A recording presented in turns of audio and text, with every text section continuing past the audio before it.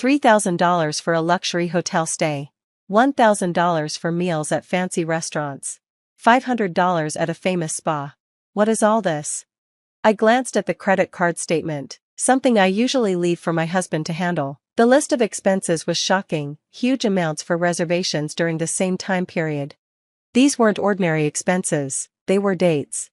My husband, who's on the PTA board at our daughter's middle school, had told me he was going on a retreat. Even though I'm not involved with the PTA, I could easily figure out what this really meant. Glenn became a stay-at-home dad so I could focus on my demanding job as a nurse. Thanks to him, I've been able to work long hours at the university hospital without worrying about the house or our daughter. I thought he was the perfect husband, selfless, devoted, but now, I realize his intentions might not have been so noble. Quietly, I took something and slipped it into his wallet. Then, I made a phone call. He'll be leaving in a week, likely full of excitement. I hope this trip will be unforgettable for him. My name is Maggie. I work as a nurse at a university hospital, where my schedule is so packed that days and nights blur together. The only reason I can keep going is because of Glenn, my husband. He always supported my career, even when I struggled to balance work and marriage. He decided to stay home and take care of everything so I could pursue my dream job. Glenn even joined the PTA at our daughter Sasha's school, ignoring any judgment from others about being a stay-at-home dad. Sasha was proud of him, and so was I. As the breadwinner, I worked hard to support my family.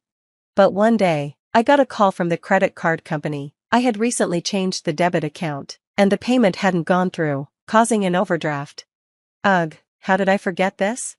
I quickly opened my credit card statement to fix it. Normally, I leave all the finances to Glenn, so I hadn't looked at the statement in years. What I saw nearly made my heart stop. The total amount on the statement was shocking. I panicked, trying to figure out what I could have spent so much on.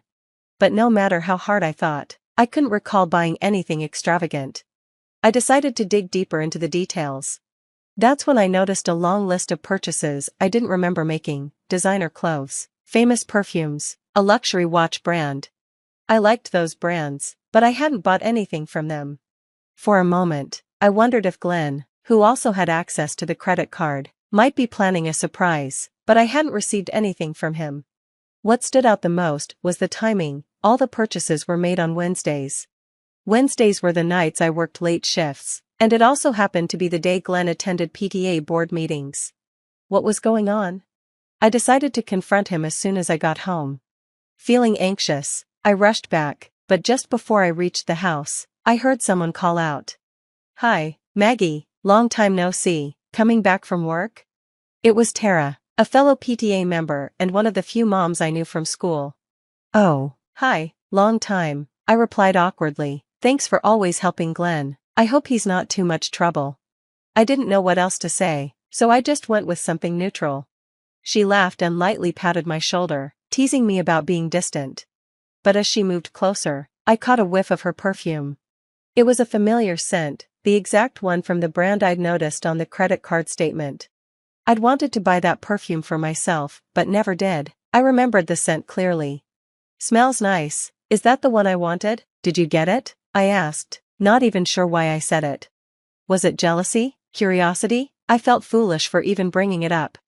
Still, the timing nagged at me. The purchases were all made on Wednesdays, and now here was a PTA mom wearing that same perfume. My mind started spinning with uneasy thoughts. Tara didn't notice my suspicion. She just smiled and said cheerfully, "Oh, this? It was a gift. It was our anniversary recently." She laughed, looking genuinely happy. "That's so sweet. You two must be really in love," I replied, trying to sound casual. We chatted a bit more, then said goodbye. I felt relieved. It made sense. She got the perfume as a gift for her anniversary. Tara was always so bubbly and cheerful. Even after becoming a mom, she talked about her anniversaries with such warmth. But then, something clicked. She didn't say husband. I froze in my tracks, replaying the conversation in my mind. Then, without thinking, I turned back to where I'd left her. But she was gone. The thought of following her was overwhelming. Could it be? Was there something going on between her and Glenn? That small seed of doubt grew into something I couldn't ignore. The following Wednesday, my family sent me off to work as usual, but I had other plans. I asked my colleagues to let me leave early without telling Glenn. If he knew, it would ruin everything. I waited near our home, watching from a distance. Not long after, my mother-in-law arrived to watch Sasha, and Glenn left for his PTA meeting. Everything seemed normal. I followed him to the school, where the board meeting took place. It lasted about half an hour, and then most members left quickly, but Glenn was the last to leave, walking arm in arm with Sarah. They were holding hands, their fingers intertwined, and gazing into each other's eyes. They headed straight for a hotel. I followed just a few steps behind, unnoticed. Tears streamed down my face as I watched. I had trusted him, I had loved him. Was my hard work just a convenience for him to do this? Standing there, crushed by betrayal, I checked my phone. The latest credit card charge confirmed the hotel bill he had just paid. Hours later, they came out of the hotel, smiling and happy. I didn't cry anymore. Instead, I calmly took pictures of them together. My heart had already turned cold.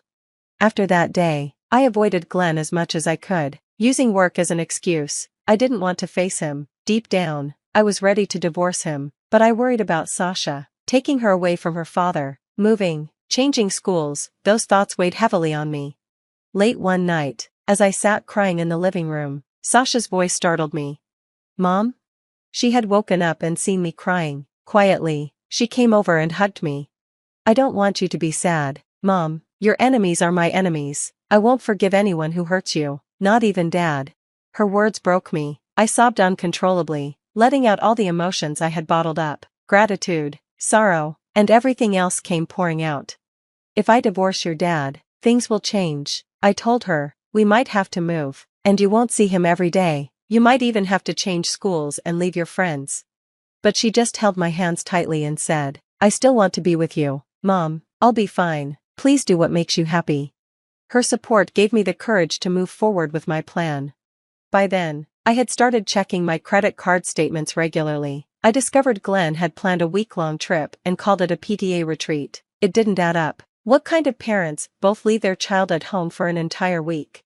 The charges on the card confirmed my suspicions: luxury hotels, fine dining, a surprise cake. He clearly thought I wouldn't notice, but now, I had all the evidence: the transaction records, the hotel booking, and even the restaurant details.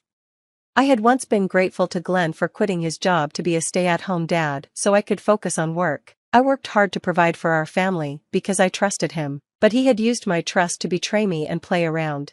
Don't mess with me. On my next day off, I began my revenge. First, I called the hotel and restaurants he had booked, pretending to be his wife, which I was. I canceled all the reservations. The staff didn't suspect a thing. Later that night, I took his wallet from the living room. Inside was his only credit card, the one linked to our family account. I swapped it with an expired card and put the wallet back where I found it. He rarely used his card, so he wouldn't notice right away. Now, the wheels were in motion. Glenn's credit card had been renewed 6 months ago, but I had never thrown out the old one. My laziness paid off. I was amazed at myself for still having it. The expired card looked identical to the new one, but it wouldn't work if used. It only needed to fool him until he was far from home. "I'm leaving now," Glenn said with a big smile. "We're going to have lots of discussions to make the school better. Sasha, take good care of your mom, okay?" Sasha and I smiled back, waving him off. I could have slapped him, but instead, I felt oddly calm. This was the last time I would ever see him. "Let's get started," I said. "Yes," Sasha replied with determination. The moment he was out of sight, our smiles disappeared. We sprang into action, packing our belongings as quickly as possible. The movers arrived shortly after, and thanks to their efficiency, we were moved into our new home in no time. "Excuse me, where should these boxes go?" one of the movers asked. "Oh, don't worry about them, just leave them there," I replied.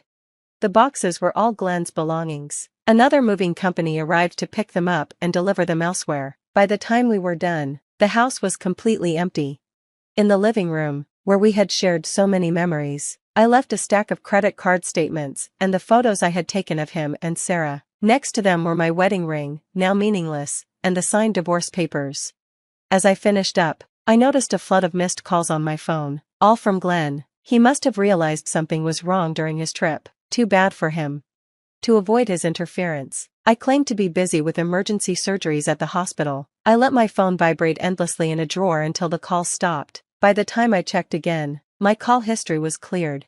Sasha and I couldn't help but laugh at how smoothly it was going. "Oh, right, I should make one last call," I said. "Yeah, that's a good idea," Sasha replied with a grin. Together, we made the call. Later that week. "What's going on here, Maggie, Sasha, anybody home?" Glenn came back from his week-long affair, still in a cheerful mood, but his smile faded when he saw the empty house. He froze, staring at the divorce papers, the photos, and the credit card statements I had left behind. He tried calling me over and over, but, of course, I had blocked him. Then his phone rang. The number was unfamiliar. Hoping it was me, he eagerly answered. "Hello, Maggie, is that you? What the hell have you done?" I was forced to pay for all the bookings I'd already prepaid online, and my credit card expired. "Do you have any idea how humiliating this was? I had to borrow money from everyone. This is harassment. It's Tara's fault I'm in this mess. Now I have to figure out how to pay them all back." On the other end of the line was a calm, commanding voice. "Oh, did you borrow $5,000 from each of them? That's quite a lot of money. You must have had an extravagant trip. I hope Tara didn't cause you too much trouble." Glenn turned pale. The voice wasn't mine, it belonged to Tara's husband. He stammered but couldn't find any words to defend himself. Who is this?" Glenn managed to ask. "I'm so glad you remember me," the man replied. "Yes, this is Tara's husband. I know all about you and her. I'll be demanding alimony from her, and I'll make sure neither of you escapes the consequences of this." He hung up without waiting for a response. Glenn, now in a panic, tried calling Tara, but her phone was disconnected. It had already been cancelled. That call from Tara's husband was my doing. The day I left, I contacted him and told him everything. Though surprised, he admitted he had suspected Tara of cheating. Still, learning her partner was someone he knew was a shock. He apologized for her behavior and offered to cooperate with me. With his help, I found Tara's parents' address and shipped all of Glenn's belongings, along with copies of the divorce papers and photos of the affair, straight to them. Tara's parents were furious. The scandal spread quickly through their neighborhood, damaging their reputation. Her parents, wealthy business owners, were enraged not only at Tara but at the blow her actions dealt to their family name. She lost custody of her kids and was left to face the consequences of her betrayal. When Tara went to her parents in tears, they didn't even let her inside. She had no one to turn to, so she moved into a small apartment and started working long hours at a low-paying job, struggling to pay the alimony. Meanwhile, Sasha and I stayed with my parents until the divorce was finalized. Glenn went back to live with his parents. I'm still in touch with Glenn's parents. They care a lot about Sasha. His dad told me that Glenn spends all his time working on the farm now. He has to make alimony and child support payments, and his dad sounded disappointed in him. Thanks to my lawyer, I got a good deal on alimony and child support. Glenn's monthly payments are hefty, and I know he'll be working hard for years without saving anything for himself. I'm sure it feels like a nightmare for him. Once the divorce was finalized, Sasha and I moved into a new house. She transferred to a new school, where she was welcomed by her teachers and classmates. She's been happy there. Now that Glenn is a thing of the past, I'm handling all the housework myself. It's harder than I expected to balance work and home life, but I'd rather do this than live with a cheating husband and a so-called friend. I feel so much lighter now, free from all the negativity. I'm determined to be happier and work even harder from now on. The text message from my father felt like a physical blow. "I won't be walking you down the aisle if Solstice isn't invited to the wedding. That's final. I'm Lacey, and this is how my father chose his new wife over his only daughter." My phone slipped from my trembling fingers onto my desk, screen still illuminated with those cruel words. Through the glass walls of my office, life continued as normal, people laughing, walking past with coffee cups, completely unaware that my world was crumbling. "Hey, you okay?" Ria poked her head around my door, her smile fading as she saw my face. "Oh God, what happened?" "He's not coming," I managed to say, my voice barely a whisper, "unless I invite her." Ria crossed the room in 3 quick steps, pulling me into a fierce hug. "Your dad's being a dick again?" I nodded against her shoulder, fighting back tears. I really thought he'd choose me this time. "Show me," she said, picking up my phone. Her eyes narrowed as she read the message. That manipulative witch. This has solstice written all over it. You think? I pulled away, wiping my eyes. Please. Your dad hasn't made a single decision without her approval since they got married. Remember the Christmas incident? I did.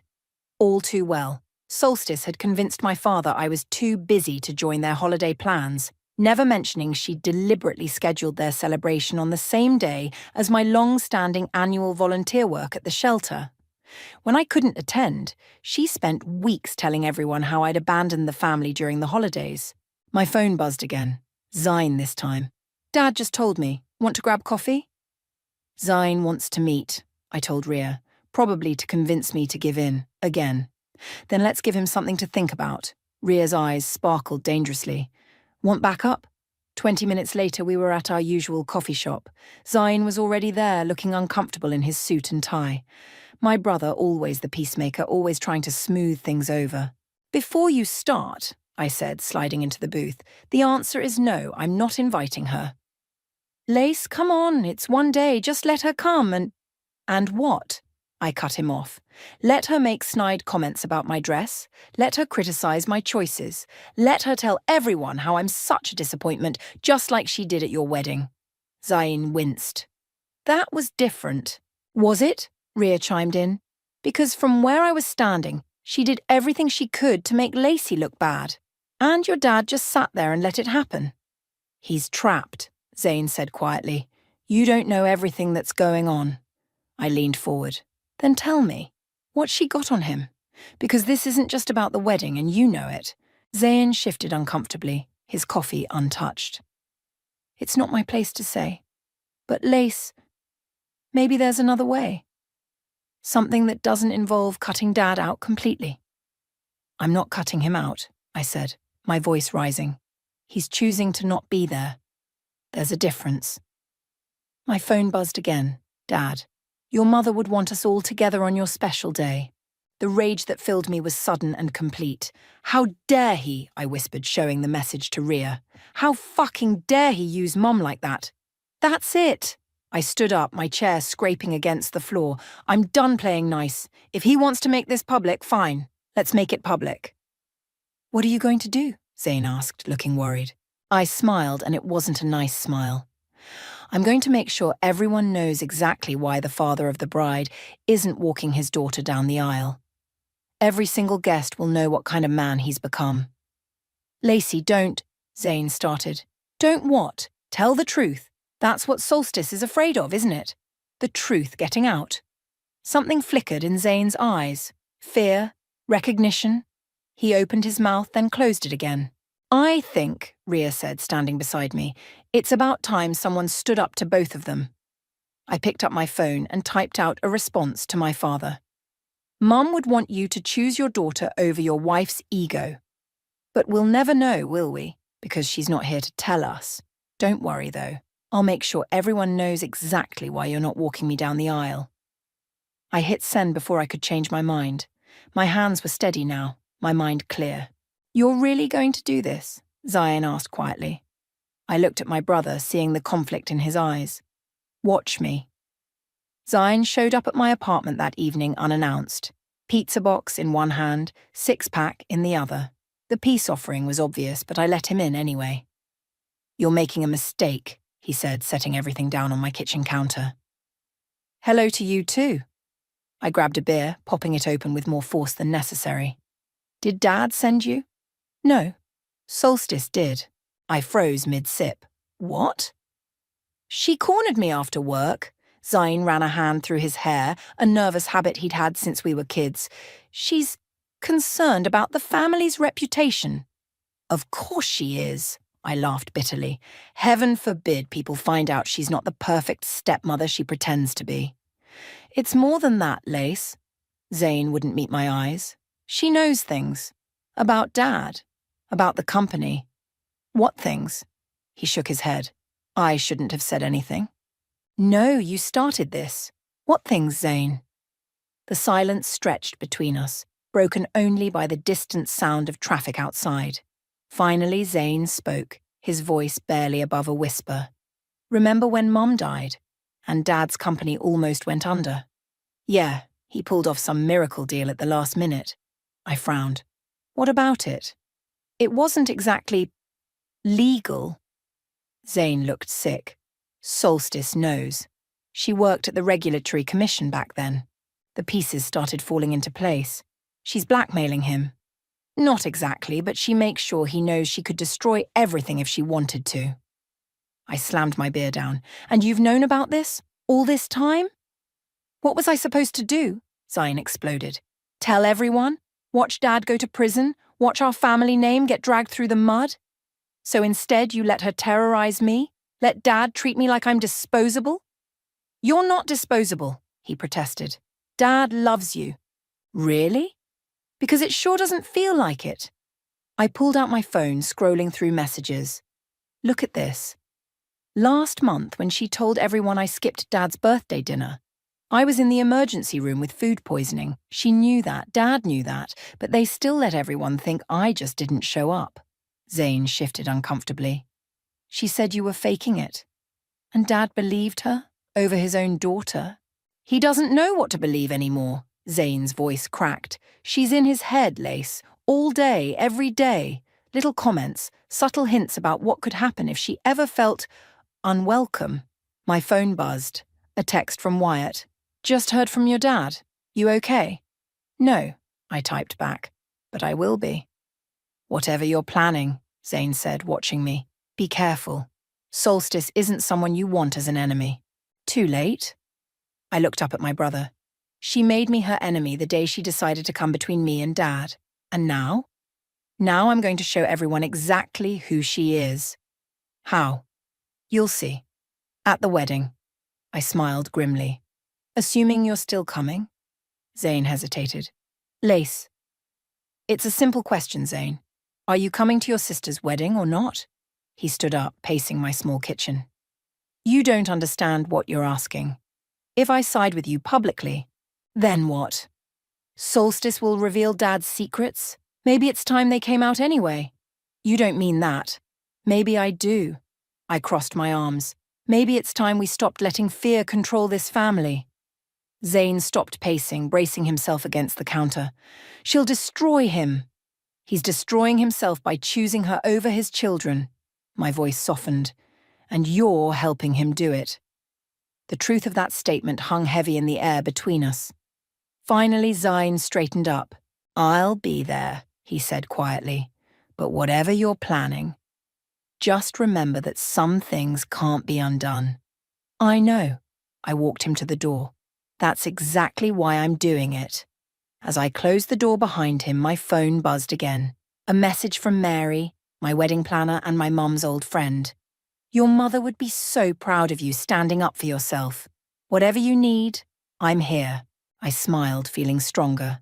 Mum would be proud. She never let anyone push her around, and she wouldn't want me to either. I opened my laptop and started typing. The red envelopes would need careful wording. After all, the truth was going to be my weapon, and I intended to make it count. Red envelopes? Wyatt looked up from the sample I'd handed him, his forehead creased with concern. You're sure about this? We were sitting in our favourite corner of the local bookstore cafe, the same place where we'd had our first date. Rhea sat across from us, already reading through the draft I'd written. Holy shit, she whispered, reaching the end. This is brutal, but honest. That's the point. I took a sip of my coffee. No exaggerations, no drama, just the plain truth about why my father won't be walking me down the aisle. Your dad's going to lose it when he sees these, Wyatt said, squeezing my hand.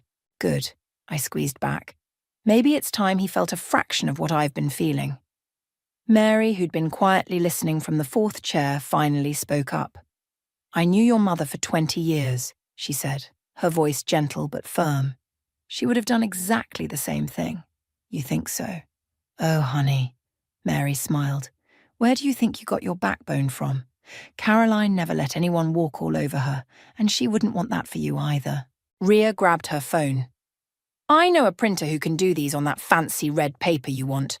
Rush job, totally discreet. How many are we thinking? Wyatt asked. 1 for every guest. I pulled out my list. 212 to be exact. That's going to make quite a statement, Mary mused. How do you want to distribute them? I was thinking, I started, but was cut off by a familiar voice behind me. Thinking about what? My father stood there, looking uncomfortable in his casual weekend clothes.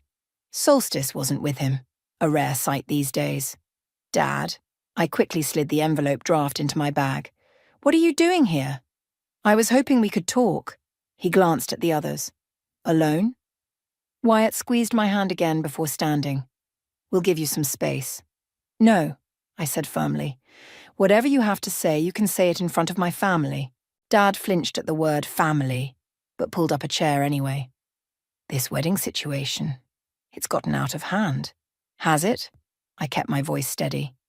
Seems pretty straightforward to me. You chose your wife's feelings over your daughter's. It's not that simple, Lacey. Actually, it is. I leaned forward.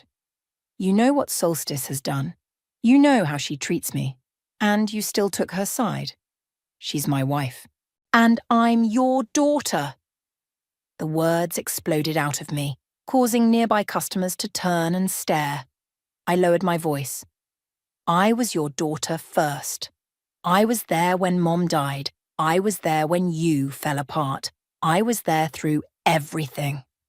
And you think I wasn't there for you? His face reddened. I gave you everything. Except support when it mattered. I pulled out the red envelope draft and slid it across the table. Here, a preview of what every guest will receive at my wedding. He opened it with trembling hands. I watched his face as he read, saw the colour drain from it. You can't do this, he whispered. Watch me. Lacey, please. His voice cracked. You don't understand what's at stake. I understand perfectly. I gathered my things. Zahn told me about the company, about what Solstice knows. Dad's head snapped up, panic in his eyes. He what? Yeah. Turns out your perfect wife is just a blackmailer in designer clothes. I stood up. But you know what? Maybe it's time everyone knew the truth. About everything. You'd destroy our family name, your brother's career, my legacy. You're destroying it yourself. I slung my bag over my shoulder. One cowardly decision at a time. Mary reached over and patted my father's hand. Sullivan, I've known you for decades. This isn't you. Caroline would be heartbroken to see what you've become. Dad pulled his hand away as if burned. Don't bring Caroline into this. Too late, I said. Mom's been part of this since the day you let another woman erase her memory from our family. I turned to leave, then paused. You have 3 weeks until the wedding, Dad. Think carefully about which side of history you want to be on. As we walked out, Rhea pulled out her phone. Calling the printer now. These envelopes are going to be fire. You okay?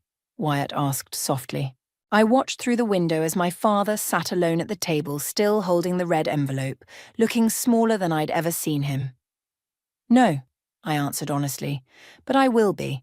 One way or another, this ends at the wedding. Look at this, Rhea said, spinning her laptop around. Solstice worked at 3 different regulatory agencies in 5 years. Each time, she left right after major settlements with companies she was investigating. We were sprawled across my living room floor, surrounded by old papers, photos, and laptop screens. Mary had brought over boxes of my mom's old documents, and we'd been digging through them for hours. That's not suspicious at all, I muttered, reaching for another folder. Wait.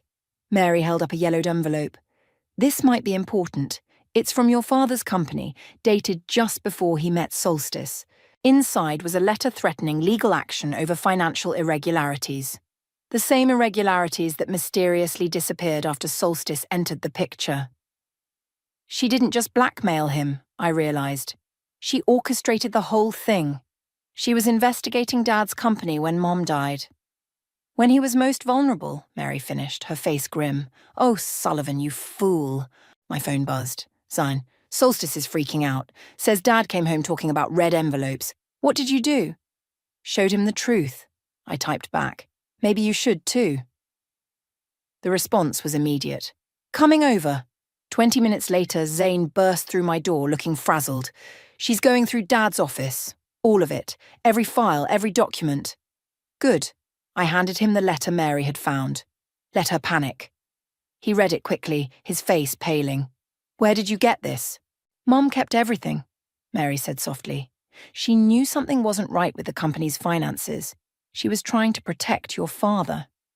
And then she died, I added, and Solstice swooped in to save Dad from exposure. By blackmailing him? Zane collapsed onto my couch. This is insane. No, this is karma. Rhea turned her laptop around again. Look at her pattern. She finds vulnerable companies, threatens exposure, then mysteriously drops the investigations, usually right after getting something she wants. Like a wealthy husband, I suggested bitterly. My phone lit up with a text from Dad. We need to talk, please. No Solstice, no anyone. Just us. I showed the message to the others. It's a trap, Rhea said immediately. She'll be hiding around the corner or something. No, Zane shook his head. He means it. I've never seen him like this. He's scared. Good, I repeated. He should be. What are you going to do? Mary asked. I typed back, tomorrow, 7 a.m., Mom's bench in the park. The bench where he proposed to Mom, I explained to the others. Solstice hates that place. She'll never follow him there. Be careful, Rhea warned. Cornered animals are the most dangerous. I'm done being careful. I started gathering the documents. I'm done tiptoeing around their feelings while they stomp all over mine. My phone buzzed again. Dad, I'll be there. Zane stood up, pacing. What if we're making it worse? What if she exposes everything? Then she exposes everything, I said firmly. Maybe it's time the truth came out anyway, all of it. The company is built on lies, I cut him off. Just like Dad's marriage to Solstice, just like every family dinner where we pretend everything's fine while she undermines me. I'm tired of lies, Zane. Mary reached over and squeezed my hand. Caroline would be so proud of you right now. Would she? I blinked back tears. Because sometimes I feel like I'm tearing the family apart. No, honey. Mary's voice was fierce. Solstice did that. Your father let her. You're just refusing to pretend it didn't happen. My phone lit up one more time. A message from Wyatt. Whatever happens tomorrow, I'm with you. All the way. I showed the message to Rhea, who grinned. Now that's a real man. Not like... She caught herself glancing at Zane. Sorry. Don't be. Zane picked up the letter again. You're right. We've all been cowards. Especially me. It's not too late to change that, I said quietly. He nodded slowly. No, it's not. He pulled out his phone and started typing. What are you doing? Emailing myself copies of everything we found tonight. He looked up, determination in his eyes. If we're doing this, we're doing it right. No more hiding. I hugged him, feeling for the first time like I had my brother back. Tomorrow then, Mary said, standing up, the beginning of the end. Or just the beginning, I replied, looking at the pile of evidence we'd gathered. Depends on Dad's choice. The morning fog still clung to the park when I arrived at Mom's bench. Dad was already there, looking older than I'd ever seen him, his shoulders hunched against the early morning chill. You came, he said as I sat beside him. You raised me to keep my promises. The words came out sharper than intended. At least that's what you used to teach me. He flinched. I deserve that. You deserve worse. Silence stretched between us, broken only by early morning joggers passing by and birds starting their day. I found Mom's letter, I finally said. The one about the company's finances. Dad's breath caught. Lacey, did you know she was trying to protect you? That she was looking for a legal way out before she died? Yes. His voice was barely a whisper. And then Solstice appeared, right when you were most vulnerable. Convenient, wasn't it? He turned to face me, eyes red-rimmed. You don't understand. The company was going under. Everything your grandfather built, everything I'd worked for, I was going to lose it all. So instead you lost your daughter. I never lost you. Really? I pulled out my phone, opened my photos. Here's last Christmas when Solstice told everyone I was too busy for family dinner. I was volunteering at the shelter, just like Mom and I used to do every year. You knew that. I swiped to the next photo. Here's Zane's wedding. Remember how Solstice spent the entire reception telling everyone how I was trying to upstage the bride with my dress? The dress she helped pick out? Lacey, please. No, Dad, look. I showed him photo after photo. Every family event, every holiday, every celebration, watch how I slowly disappear from them. Watch how she pushed me out, and you let her. I was trying to keep the peace. You were trying to keep your secrets. I put my phone away. But here's the thing, Dad. I'm not afraid of the truth anymore. Are you? He stood up abruptly, pacing in front of the bench. If this comes out, it won't just hurt me. The company employs hundreds of people. Your brother's career. Stop hiding behind other people. I stood too, facing him. This isn't about them. This is about you choosing your wife's blackmail over your daughter's happiness. That's not fair. Neither is making me feel unwelcome in my own family. My voice echoed across the empty park. Neither is missing my graduation because Solstice suddenly planned a cruise. Neither is believing her lies about me over and over and over again. I'm sorry, he whispered. Sorry isn't enough anymore. I pulled out one of the red envelopes. These go out at my wedding. Every guest will know exactly why you're not walking me down the aisle. Unless? Stand up to her, tell the truth yourself, be my dad again.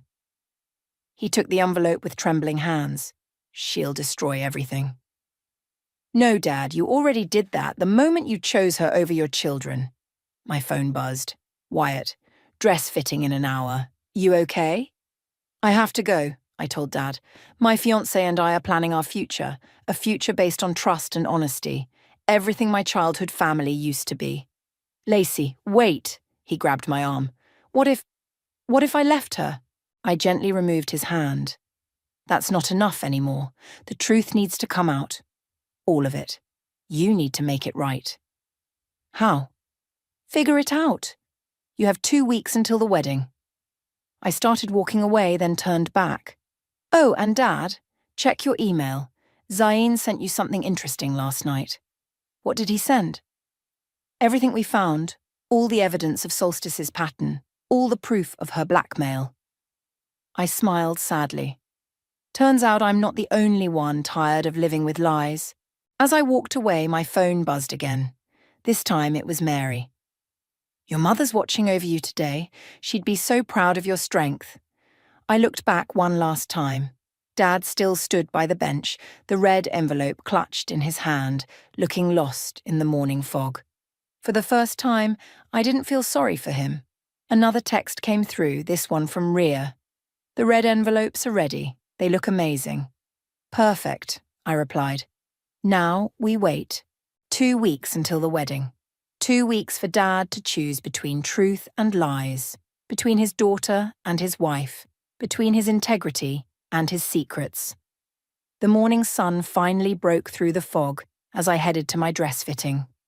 Whatever Dad decided, I was done living in shadows. It was time for everything to come to light. The morning of my wedding dawned bright and clear. I stood in the church's bridal suite, staring at my reflection while Mary adjusted my veil. The red envelopes? I asked.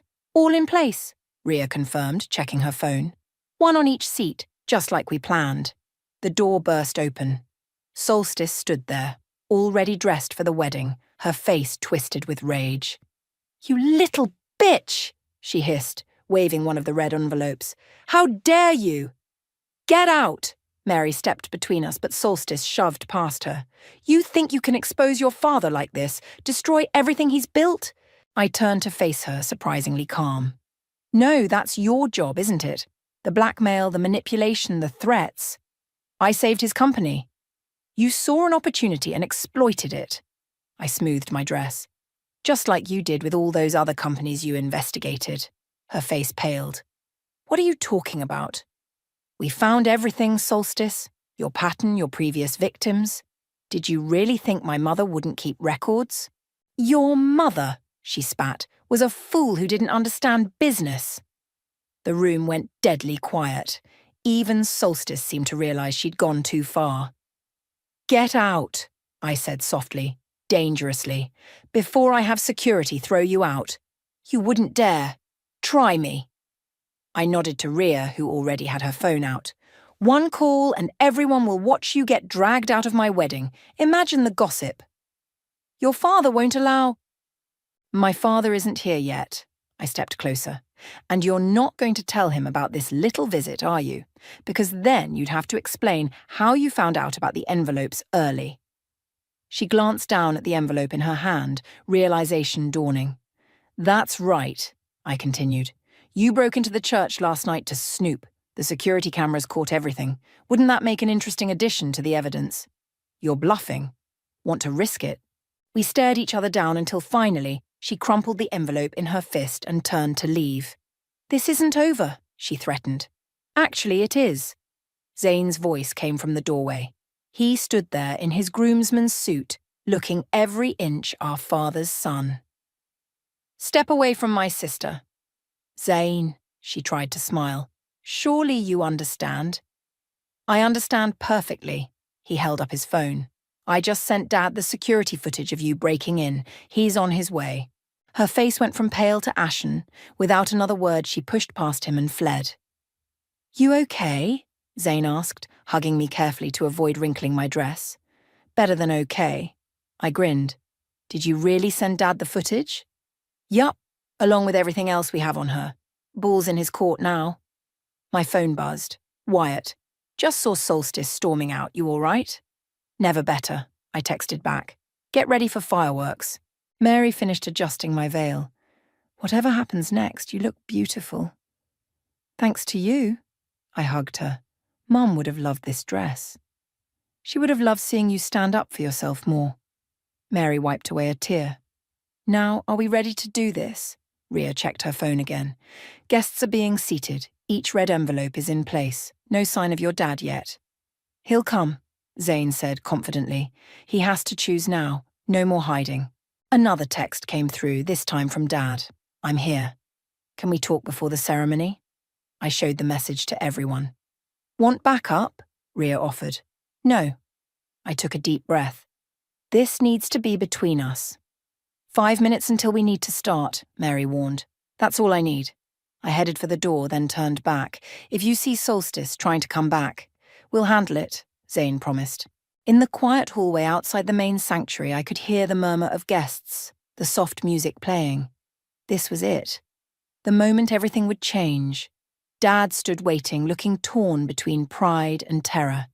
In his hand was a red envelope unopened. "Well?" I asked quietly. "What's it going to be, Dad?" He looked down at the envelope, then back at me. "I made my choice," he said. And in that moment, I knew exactly what was about to happen. Dad held up the red envelope. "I don't need to read this," he said. "I already know what it says. The truth. And I just filed for divorce." His voice cracked. 20 minutes ago at the courthouse down the street." I stared at him, hardly daring to believe it.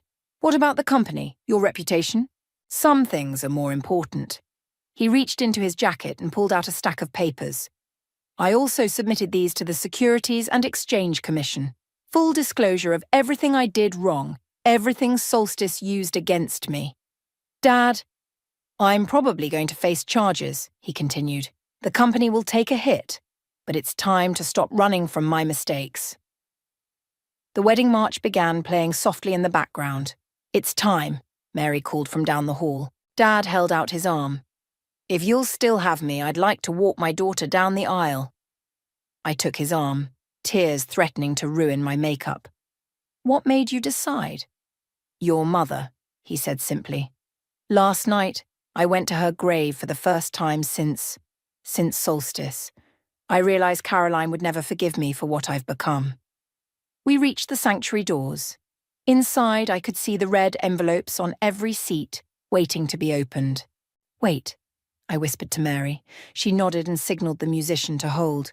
"Rhea," I called softly. "Get Zane." They hurried over, confusion on their faces. "The envelopes," I said. "Help me collect them, all of them." "What?" "Why?" Rhea asked. I looked at my father, saw the tears in his eyes, the determination in his stance. "Because sometimes the truth doesn't need to be forced. Sometimes people choose it on their own." We quickly gathered the envelopes while the guests watched curiously. As we finished, the sanctuary doors opened fully, and there stood Solstice. "Sullivan," she called out, "think about what you're doing." Dad didn't even turn around. "I already have. Goodbye, Solstice." "I'll destroy you," she threatened. "No," he replied calmly.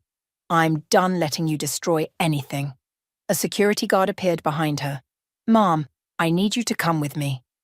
"You can't?" she started. "Actually, we can." Zane stepped forward. "Breaking and entering last night? That's a crime. So is blackmail. The police are very interested in talking to you about your pattern of investigating companies." She looked around wildly but found no allies. Even her usual society friends in the pews were turning away, embarrassed to be associated with her. As she was led away, Dad squeezed my arm. "Ready?" The wedding march began again. This time, when we walked down the aisle, I saw nothing but love in the faces around us. Wyatt waited at the altar, beaming. Rhea and Zane took their places as my attendants, both trying not to cry. "Who gives this woman?" the minister asked. Dad's voice was strong and clear. "Her mother and I do." He kissed my cheek and whispered, "I'm so sorry, sweetheart, for everything." "I know," I whispered back. "We'll figure it out." As I took Wyatt's hands, I saw Mary in the front row holding a box of the collected red envelopes. She gave me a questioning look. I shook my head slightly. Those envelopes didn't matter anymore. The truth had found its way out on its own. "Dearly beloved," the minister began, but I was barely listening. I was watching my father, sitting where my mother should have been, finally looking like the man I remembered from my childhood. Wyatt squeezed my hands, bringing me back to the moment. "You okay?" he mouthed. I smiled, really smiled, for the first time in what felt like years. "Perfect," I whispered back, because it was. Not because everything was fixed. Dad still faced consequences. The company would still take hits. There would still be fallout to deal with. But perfect because the truth was finally free, because my father had finally chosen right, because love had won over fear. The red envelopes would be burned later that night, their contents never read, their purpose served simply by existing. Sometimes the threat of truth is enough to make people face it on their own. "I do," I said when the time came, looking into Wyatt's eyes and seeing our future, one built on honesty, trust, and real love. In the front row, Dad wiped away tears, finally free from the chains of his secrets. The bonfire crackled in Mary's backyard as I tossed the last red envelope into the flames. Dad stood beside me watching the paper curl and blacken.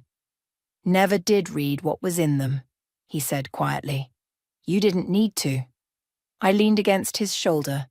"You chose truth on your own." The wedding reception was still going strong inside, but we'd slipped away for this private moment. Wyatt understood. He always did. "The SEC wants me to testify," Dad said, watching the flames, "about Solstice's pattern with other companies. I heard. Zane told me they found 5 other CEOs she'd blackmailed. 6, actually." He smiled grimly. "They found another one this morning. She's going away for a long time." The back door opened and Zane emerged with 3 glasses of champagne. "Mom's favourite," he said, handing them around. "Remember how she used to say we should always face hard times with bubbles? Because the bubbles remind us that everything rises eventually," I quoted, raising my glass. "To Mom." "To Mom," they echoed. "I visited her grave yesterday," Zane said. "Left her favourite sunflowers." "I know," I smiled. "I saw them when I went this morning." Dad cleared his throat. "The company board meets tomorrow. They'll probably ask for my resignation." "Probably," Zane agreed. "But the truth is worth it, right? Worth everything." Dad pulled out his phone, showed us the screen. "Look what Mary found in your mother's old papers." It was a letter dated just before Mom died. In it, she'd written about her suspicions regarding the company's finances, but more importantly about her faith that Dad would do the right thing when the time came. "She believed in you," I said softly. "Even then." I let her down for a while. Dad's voice was rough. Let you both down, but I'm going to spend the rest of my life making up for it. The back door opened again.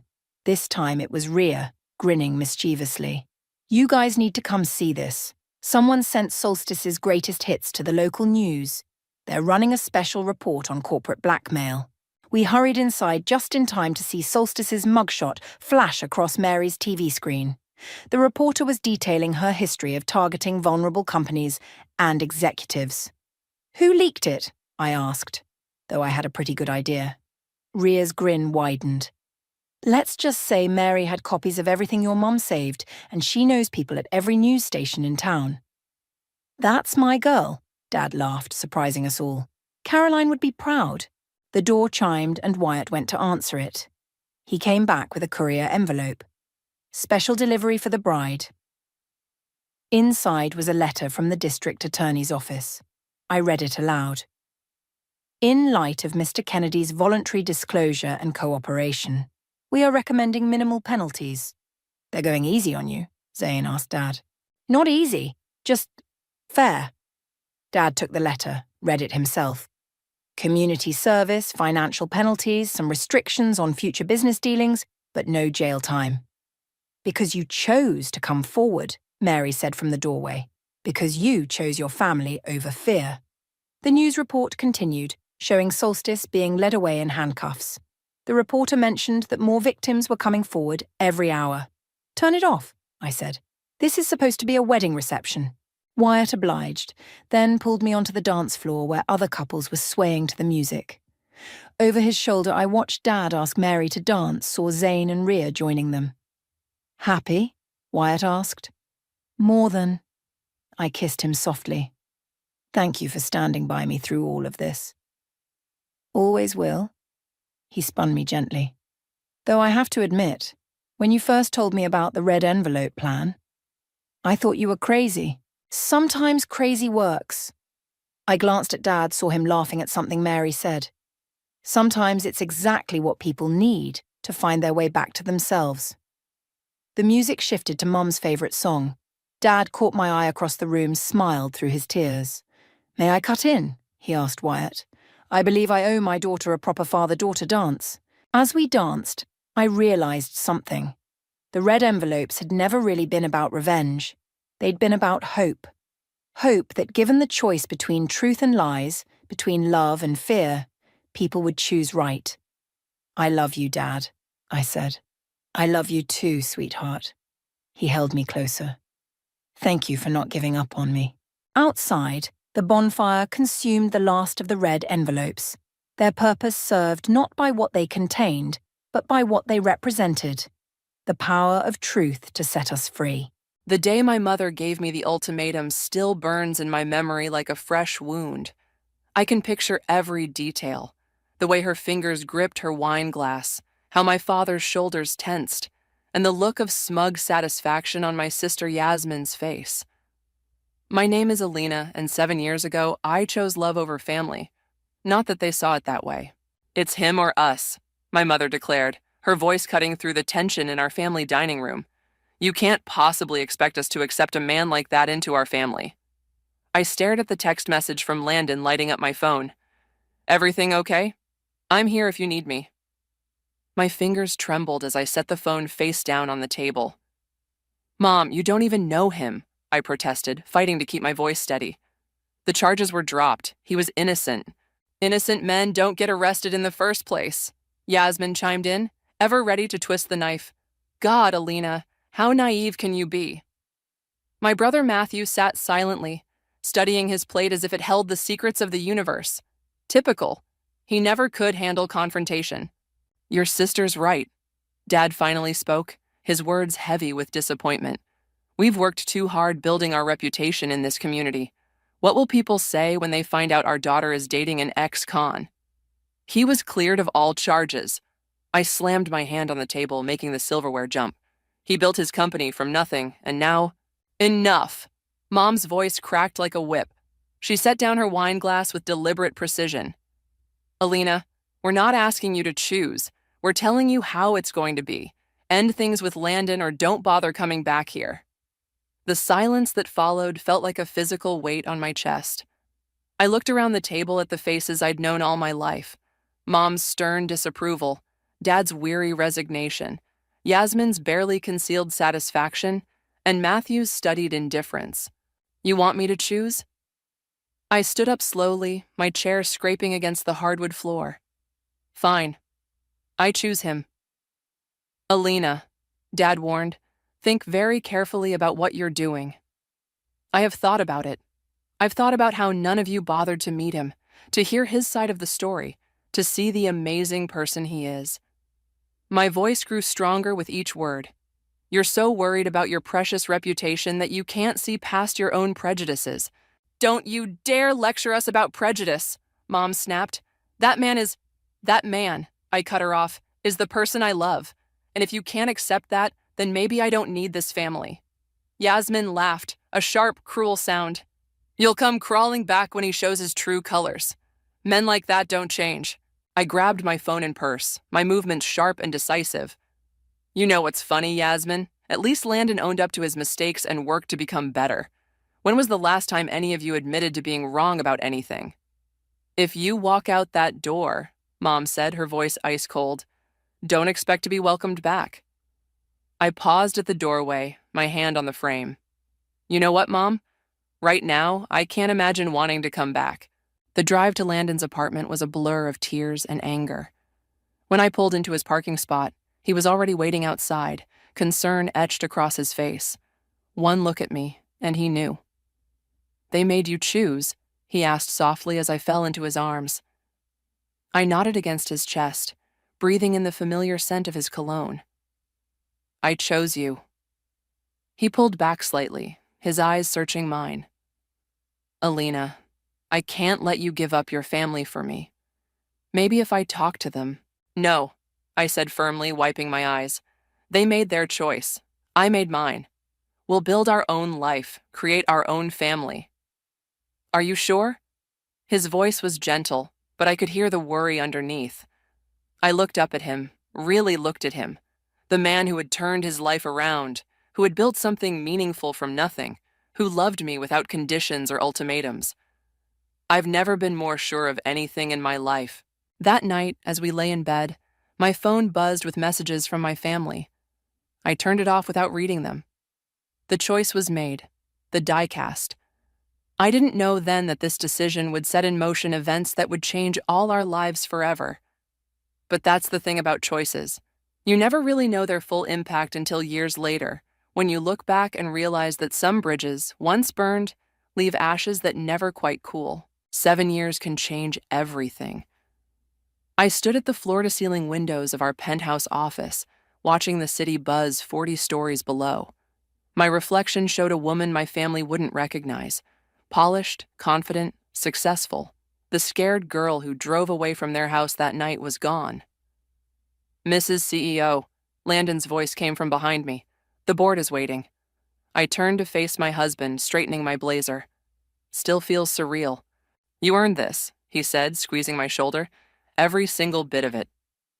The journey flashed through my mind. Our first tiny office, the late nights, the endless cups of coffee. We'd built this empire together, brick by digital brick. Remember our first client meeting? I asked as we walked toward the boardroom. That startup that thought we were too small to handle their security needs? Landon laughed. Now they're one of our biggest clients. You convinced them to take a chance on us. We convinced them, I corrected. You with your brilliant software, me with my pitch. The boardroom doors opened to reveal 20 faces turned expectantly toward us. My best friend Hazel, our chief marketing officer, gave me a subtle thumbs up. Ladies and gentlemen, Landon addressed the room. As founder of SecureFlow, I've made many decisions over the years, but naming our new CEO? He turned to me with pride in his eyes. That was the easiest choice I've ever made. The applause felt like validation, not just of my abilities, but of every choice that led me here. After the meeting, Hazel cornered me in my new office. Okay, Spill, how does it feel to be the youngest female CEO of a Fortune 500 company? I sank into my chair, finally letting my professional mask slip. Honestly, it feels like vindication. Have you heard from them? Hazel knew about my family. She'd been there through everything. Not since last year's Christmas card was returned unopened. I pulled up our company's latest press release on my computer. But this announcement might change that. You think they'll reach out now that you're successful? I know they will. I clicked through our stock prices, all trending upward. Money and status are the only things they truly respect. And when they do. Hazel perched on my desk, her expression concerned. What then? Before I could answer, my assistant Sarah buzzed in. Ms. Alina, your husband's here with champagne. Landon entered carrying a bottle and 3 glasses. Hope I'm not interrupting? Just girl talk. Hazel winked. Well, this calls for celebration. He poured the champagne with practiced ease. To my brilliant wife, who took a small cybersecurity startup and helped transform it into a billion-dollar company. To us, I corrected, raising my glass, to proving everyone wrong. Later that night, as Landon and I walked home through the city streets, he brought up what we'd both been thinking. Your family will see the announcement. Let them see it. I stepped over a puddle, my heels clicking on the pavement. Let them see exactly what they threw away. You never told me what you'd do if they tried to reconcile. I stopped walking, turning to face him under the glow of a street lamp. Remember what you said when we started the company? Success is the best revenge? He nodded, realization dawning in his eyes. You've been planning for this. 7 years is a long time to think about justice. I resumed walking, my stride purposeful. If they reach out, when they reach out, I'll be ready. Alina? His tone carried a warning. Don't worry, I assured him, taking his hand. Everything I do will be completely legal, just like you taught me. At home, I stood on our balcony, looking out at the city lights. My phone buzzed with congratulatory messages from colleagues and friends. Soon I knew there would be other messages, different messages. Landon joined me, wrapping his arms around my waist. Whatever you're planning, just remember, we built all this together. Don't let them take away your peace. I leaned back against him, feeling the steady beat of his heart. They took away my family. My peace was collateral damage.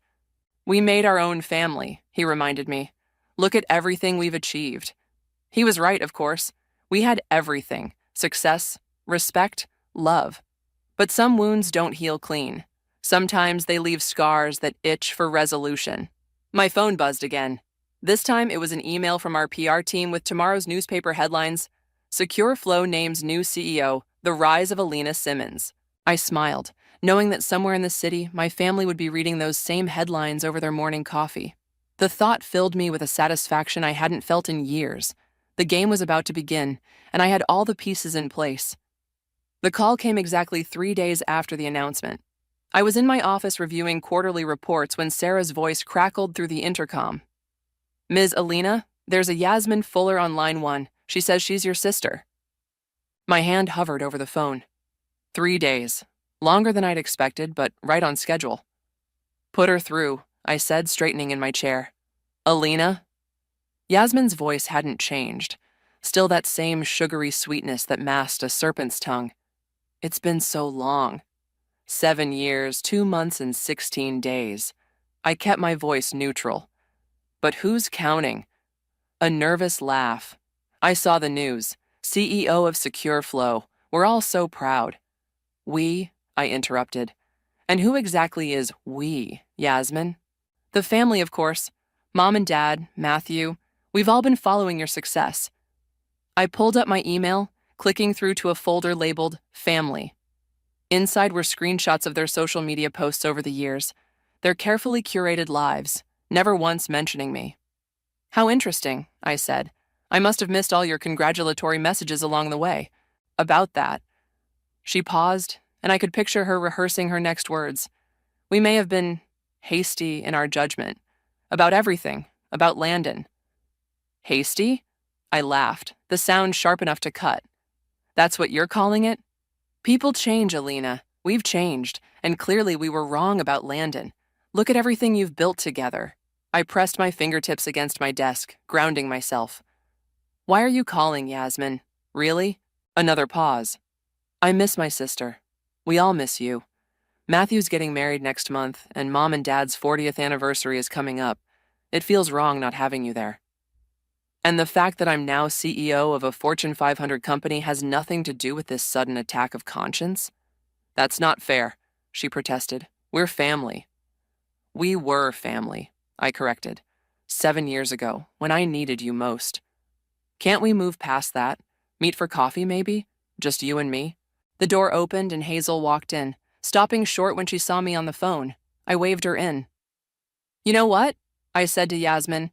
Coffee sounds perfect. Tomorrow 10 a.m. at Riverside Cafe. Really? The surprise in her voice was almost comical. That's wonderful. I'll be there. After hanging up, I turned to Hazel. Right on schedule. That was her? Hazel dropped into the chair across from me.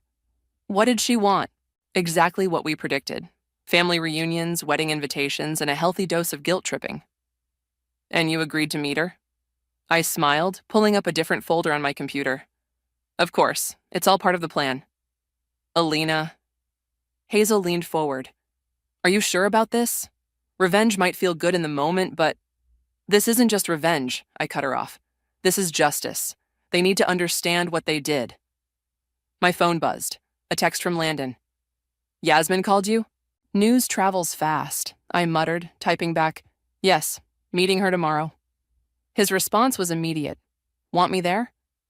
No, I replied. I need to do this alone. Hazel was watching me carefully. What exactly are you planning? I turned my monitor toward her, showing the event details for SecureFlow's upcoming 10th anniversary gala. The biggest tech celebration of the year. Every major player in the industry will be there. Press, celebrities, influencers. And your family? They'll receive very special invitations. After all, I smiled, we're reconciling. This seems elaborate even for you. 7 years gives you time to plan.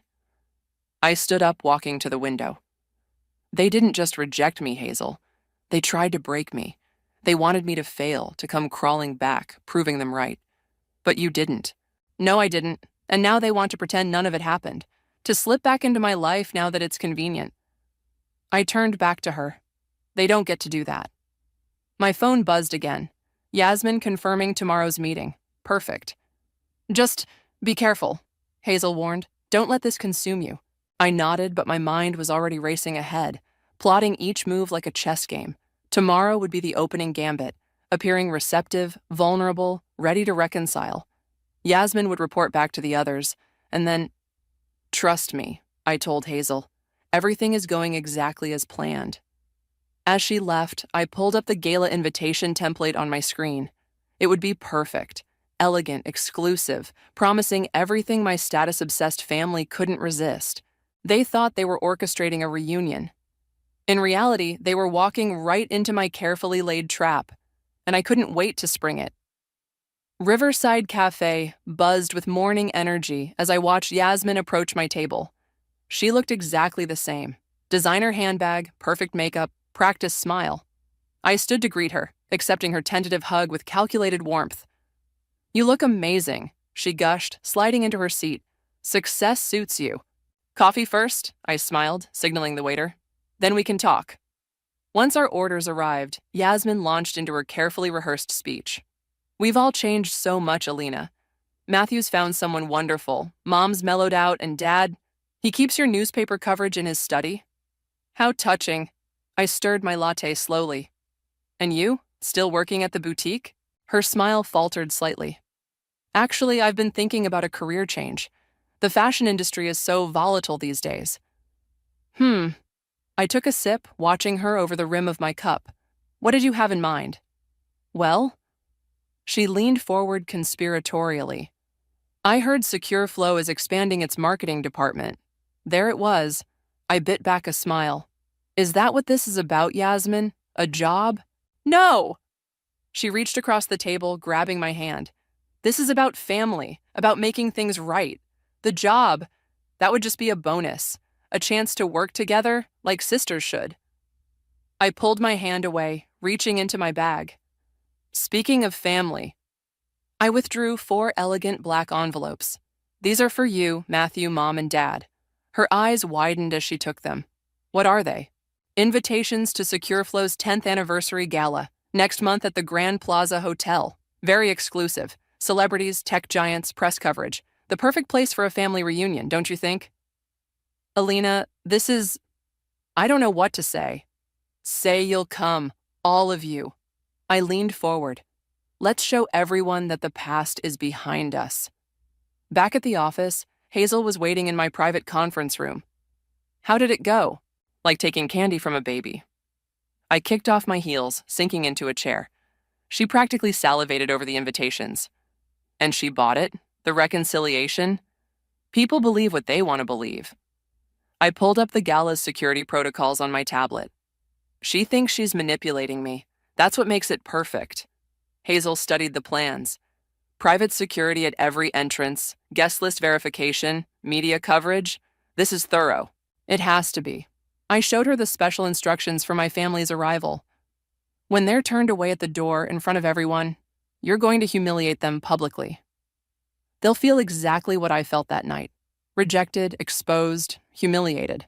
I scrolled through the media list. And this time, there will be cameras. Have you told Landon? I shook my head. He knows something's coming, but not the details. Plausible deniability. My phone buzzed. A text from Yasmin. Everyone's so excited about the gala. Mom's already shopping for a dress. Perfect, I murmured, showing Hazel the message. Alina? Hazel set down the tablet. I get why you're doing this, but revenge has a way of backfiring. This isn't just revenge. I stood, walking to the window. This is about consequences. They thought they could waltz back into my life when it suited them, use me for connections and jobs. They need to understand that actions have repercussions. And after? What then? Then I move forward. No more looking back, no more wondering what if. Clean slate. The door opened and Landon entered, looking between us. Everything okay? Just finalizing gala details, I said smoothly. How was your meeting? Good. He studied my face. Yasmin called. Said you were very receptive. I can be very convincing when I need to be. He exchanged a look with Hazel. Whatever you're planning, trust me, I cut him off. Please. Later that night, I reviewed the security footage from the cafe meeting. Watched Yasmin's calculated performance, her practiced sincerity. My phone kept buzzing with messages from Matthew and my parents, all suddenly eager to reconnect. I opened my laptop, pulling up the email I'd prepared. Subject line, Media Advisory, Secure Flow Gala Promises Surprise Announcements. My finger hovered over the send button. Once this went out, there would be no turning back. The press would be primed, cameras ready. I thought about 7 years of silence, of holidays spent alone, of wedding invitations that never came. I pressed send. The pieces were in motion now.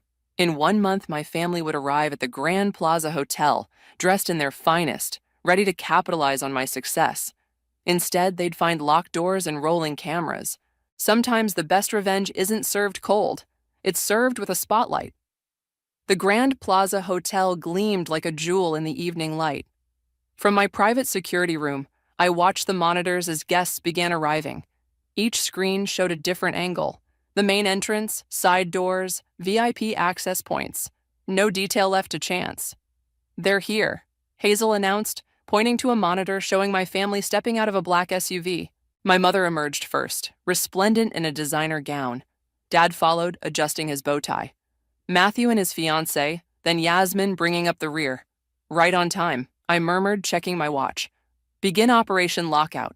The head of security, Marcus, spoke into his radio. All units in position. Commence Protocol 7. I watched as they approached the main entrance, my mother leading the charge like a general into battle. The security guard checked his tablet. Names, please? Lynch party of 5, my mother announced with practiced authority. We're personal guests of Alina Simmons. The guard frowned at his tablet. I'm sorry, I'm not seeing those names on the list. There must be some mistake. My mother's voice carried clearly through the speakers. We're her family. Ma'am, if you're not on the list, I can't let you in. Yasmin pushed forward. Call Alina. She'll sort this out. I'm afraid Ms. Simmons has given strict instructions not to be disturbed. The guard's voice remained professionally neutral. You'll need to step aside for other guests. The cameras caught every detail. My mother's reddening face, my father's clenched jaw, Yasmin's growing panic. Matthew and his fiancée shifted uncomfortably as other guests began to stare. This is ridiculous, my mother hissed. We have invitations. She thrust the black envelope at the guard, who examined it briefly. I'm sorry, ma'am, but these invitations appear to be invalid. A reporter nearby perked up, sensing drama. Excuse me, did you say you're Alina Simmons's family? Yes, Yasmin jumped in, desperate for an ally. There's clearly been a mix-up. Interesting, the reporter cut in, because Ms. Simmons has publicly stated she has no family. The cameras caught my mother's face crumpling, then hardening. We are very much her family, and when I speak to her, ma'am, Marcus stepped forward, right on cue. If you continue to create a disturbance, we'll have to escort you off the property. More reporters were gathering now, phones recording. My family's humiliation was being captured in real time, just as planned. Alina! My father's voice boomed across the entrance. Alina, we know you can hear us. Should we intervene? Hazel asked softly. I shook my head, eyes fixed on the monitors. Not yet. Security began to move in, forming a barrier between my family and the entrance. Guests streamed past them, whispering and pointing. You can't do this to us. Yasmin was nearly crying now. We're family. Family? I whispered to the screen. Where was family when I needed you? The media was in a feeding frenzy, capturing every moment of their undignified exit. Matthew practically dragged his fiancée away, while my parents stood their ground until Marcus personally escorted them to their car. Ms. Simmons? Sarah's voice came through my earpiece. You're needed for the opening speech in 5 minutes. I stood, smoothing my dress. How do I look, Hazel? Like someone who just won a war. She paused. Are you sure about this? They needed to understand. I checked my reflection one last time. 7 years ago, they threw me away like I was nothing. Tonight, they learned what that feels like. The ballroom was packed when I took the stage. Cameras flashed as I approached the microphone, my smile perfectly practiced. Welcome to SecureFlow's 10th anniversary celebration, I began, scanning the crowd. Tonight is about family, not the family you're born into, but the family you choose. My eyes found Landon in the crowd, standing with our executive team. He gave me a slight nod, understanding dawning in his eyes. Success isn't just about making money or gaining power, I continued. It's about surrounding yourself with people who believe in you, who stand by you when times are tough. From the security room, Hazel sent me a text. They're still outside, demanding to speak to you. Perfect. Tonight, we celebrate not just our company's success, but the loyalty and trust that made it possible. In business, as in life, you learn who truly stands with you. The applause was thunderous, but I barely heard it. In my mind, I was watching the monitors, seeing my family's faces as they realized the truth. This wasn't a reconciliation, it was reckoning, and it wasn't over yet. The night was young, and I had one more surprise waiting in the wings. The gala was in full swing when Marcus's voice crackled through my earpiece. Ms. Simmons, they're back, all of them, and your mother is insistent. I excused myself from a group of investors and made my way to the security room. On the monitors, my family had regrouped, this time with reinforcements. My mother's brother, a local judge, was with them. Let me handle this, I told Marcus, heading for the main entrance. Hazel caught up with me in the hallway. Are you sure you want to face them? Oh, yes. I straightened my spine. This is the finale. The night air was cool as I stepped outside. Security parted to reveal my family, their perfect appearances now distinctly ruffled. Uncle Robert, I greeted the judge coolly. This is a surprise. Alina, he started, all judicial authority. This behavior is beneath you. Your mother... My mother? I cut him off. You mean the woman who disowned me? Who told me I was dead to her? That was 7 years ago. My mother interjected. People change. No, Mom. People don't change. They just reveal who they truly are. I gestured to the gathering crowd of reporters. Like tonight, when you thought you could use me for social climbing. That's not fair. Yasmin stepped forward. We were trying to make amends. Really? I pulled out my phone, scrolling through messages. Let's see. I heard SecureFlow is expanding its marketing department. Matthew's fiancée would love to intern at your company. Your father's investment firm would be interested in a partnership. I looked up. Those kinds of amends? The reporters' cameras were flashing continuously now. My family's expressions ranged from shock to fury as they realized this was being documented. You set us up, Matthew said slowly. The invitations, the reconciliation, it was all a trap. I learned from the best. I smiled coldly. Family first, right? Isn't that what you always said, Mom? Enough! My father's voice boomed. You've made your point. You've humiliated us. Are you happy now? Happy? I laughed, the sound sharp as broken glass. I was happy 7 years ago, before you forced me to choose between my family and the man I loved. I was happy building a life with someone you deemed unworthy, while you spread rumors about me in your social circles. Uncle Robert tried again. Alina, surely we can discuss this privately. No. I stepped closer, my voice carrying clearly to the reporters. 7 years ago, you made me face your judgment publicly. Tonight, you face mine. You ungrateful, my mother started, but security moved forward. I think it's time for you to leave, Marcus said firmly. This isn't over, Yasmin hissed as they were led away. Actually, it is. I held up my phone.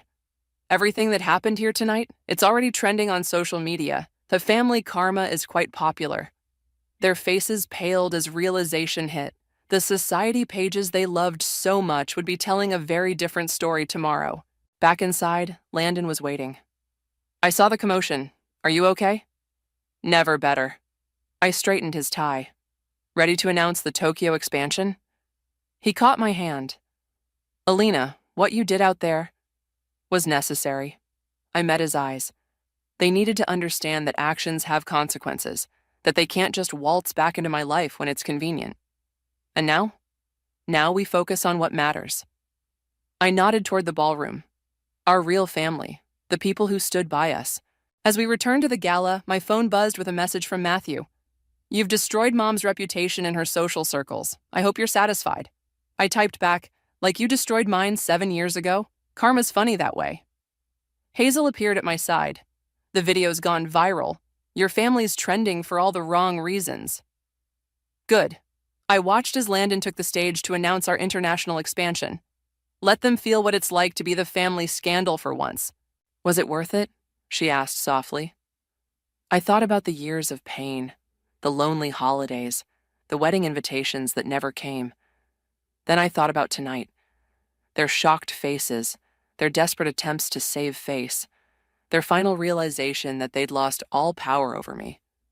Every second, I replied, raising my champagne glass as Landon called me to join him on stage. The applause washed over us as I took my place beside my husband, surrounded by people who had earned their place in my life. This was my family now, and unlike the one I was born into, this one was built on something stronger than blood. It was built on choice. 1 week after the gala, I sat in my home office, 5 identical packages spread across my desk. Each contained a USB drive and a letter, addressed to every member of my family, including Uncle Robert. Are you sure about this? Landon asked from the doorway. The gala footage is already everywhere. This is different. I picked up one of the letters. This is personal. The footage I'd compiled wasn't just from the gala. It included security camera clips from 7 years ago, the night they threw me out, social media posts where they'd mocked my choices, screenshots of them trying to sabotage my early career. You kept everything, he noted, looking over my shoulder at the computer screen. I learned from you. Always keep receipts. My phone buzzed, Hazel sending a link to the latest Society page article. Tech CEO's family drama exposes high society hypocrisy. They're being crucified in the press, Landon said softly. Isn't that enough? I sealed the last envelope. No, they need to understand exactly what they did. Every cruel word, every manipulative action. Alina, I'm sending these by courier. They'll arrive simultaneously. I checked my watch. In about 2 hours. Right on schedule, my phone lit up with a call from Yasmin. I let it go to voicemail. Then Matthew, then Mom. Their messages grew increasingly frantic as they watched the footage. How dare you record private family moments? Mom's voice shook with rage in her voicemail. Private family moments? I muttered, playing the security footage again. Like when you called me a disgrace? When you told the country club I was mentally unstable? The doorbell rang. Landon went to answer it while I stayed focused on the screens, watching the social media fall out in real time. Your sister's here, he called up. Which one? I asked, though I already knew. Yasmin. She's crying. I descended the stairs slowly, finding my sister collapsed on our sofa, mascara streaking her cheeks. How could you? She choked out. That footage, my friends have seen it, my boss. Karma's a mirror, Yasmin. I remained standing. It reflects back what you put out into the world. I lost my job today, she whispered. The boutique said they can't have this kind of scandal associated with their brand. Like when you told my first investors I was unstable? When you sabotaged my early contracts? She flinched. That was different. No, it wasn't. I sat across from her. You tried to destroy my life because I chose love over your toxic control. Now you're experiencing the consequences.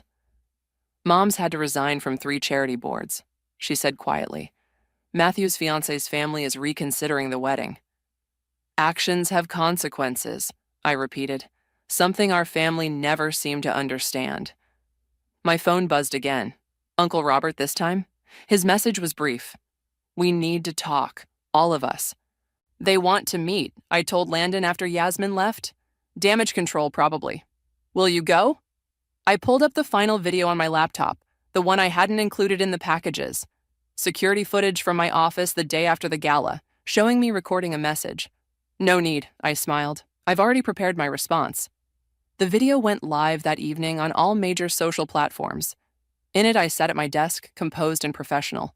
7 years ago, my family gave me an ultimatum. Them or the man I loved. They thought they were punishing me. Instead, they set me free. Success isn't just about wealth or status. It's about choosing your own path, even when others try to block it.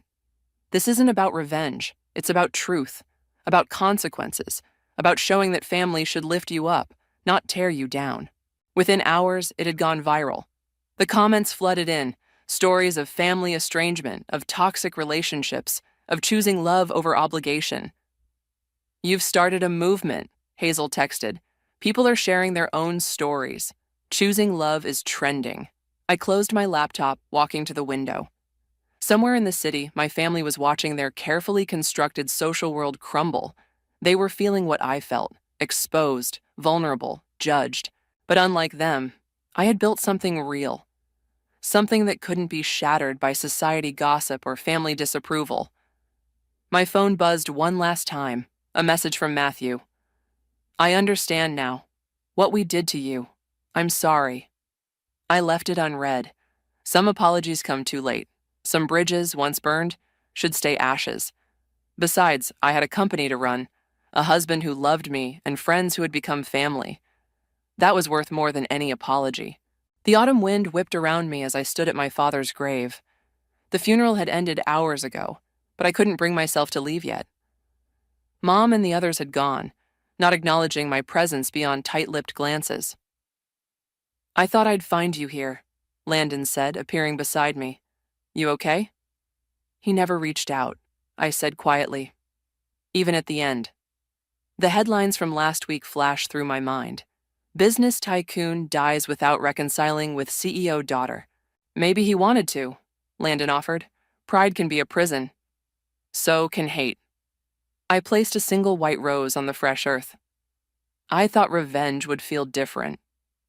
Different how? More satisfying. More final. I turned away from the grave. Instead, I just feel empty.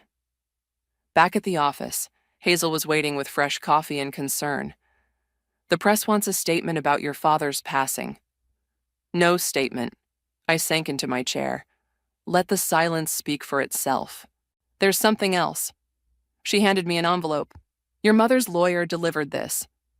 Inside was a letter in my father's handwriting, dated 3 days before his death. I can't, I whispered, pushing it away. Want me to read it? Hazel offered. I nodded, watching her unfold the paper. Alina, she began, by the time you read this, I'll be gone. Pride kept me from saying these words while I could. I was wrong. The night we forced you to choose, we weren't protecting our family. We were destroying it. I watched you build an empire from nothing, proving every doubt wrong. You became everything we claimed to value, successful, respected, principled. But you did it without us, because of us. I'm sorry.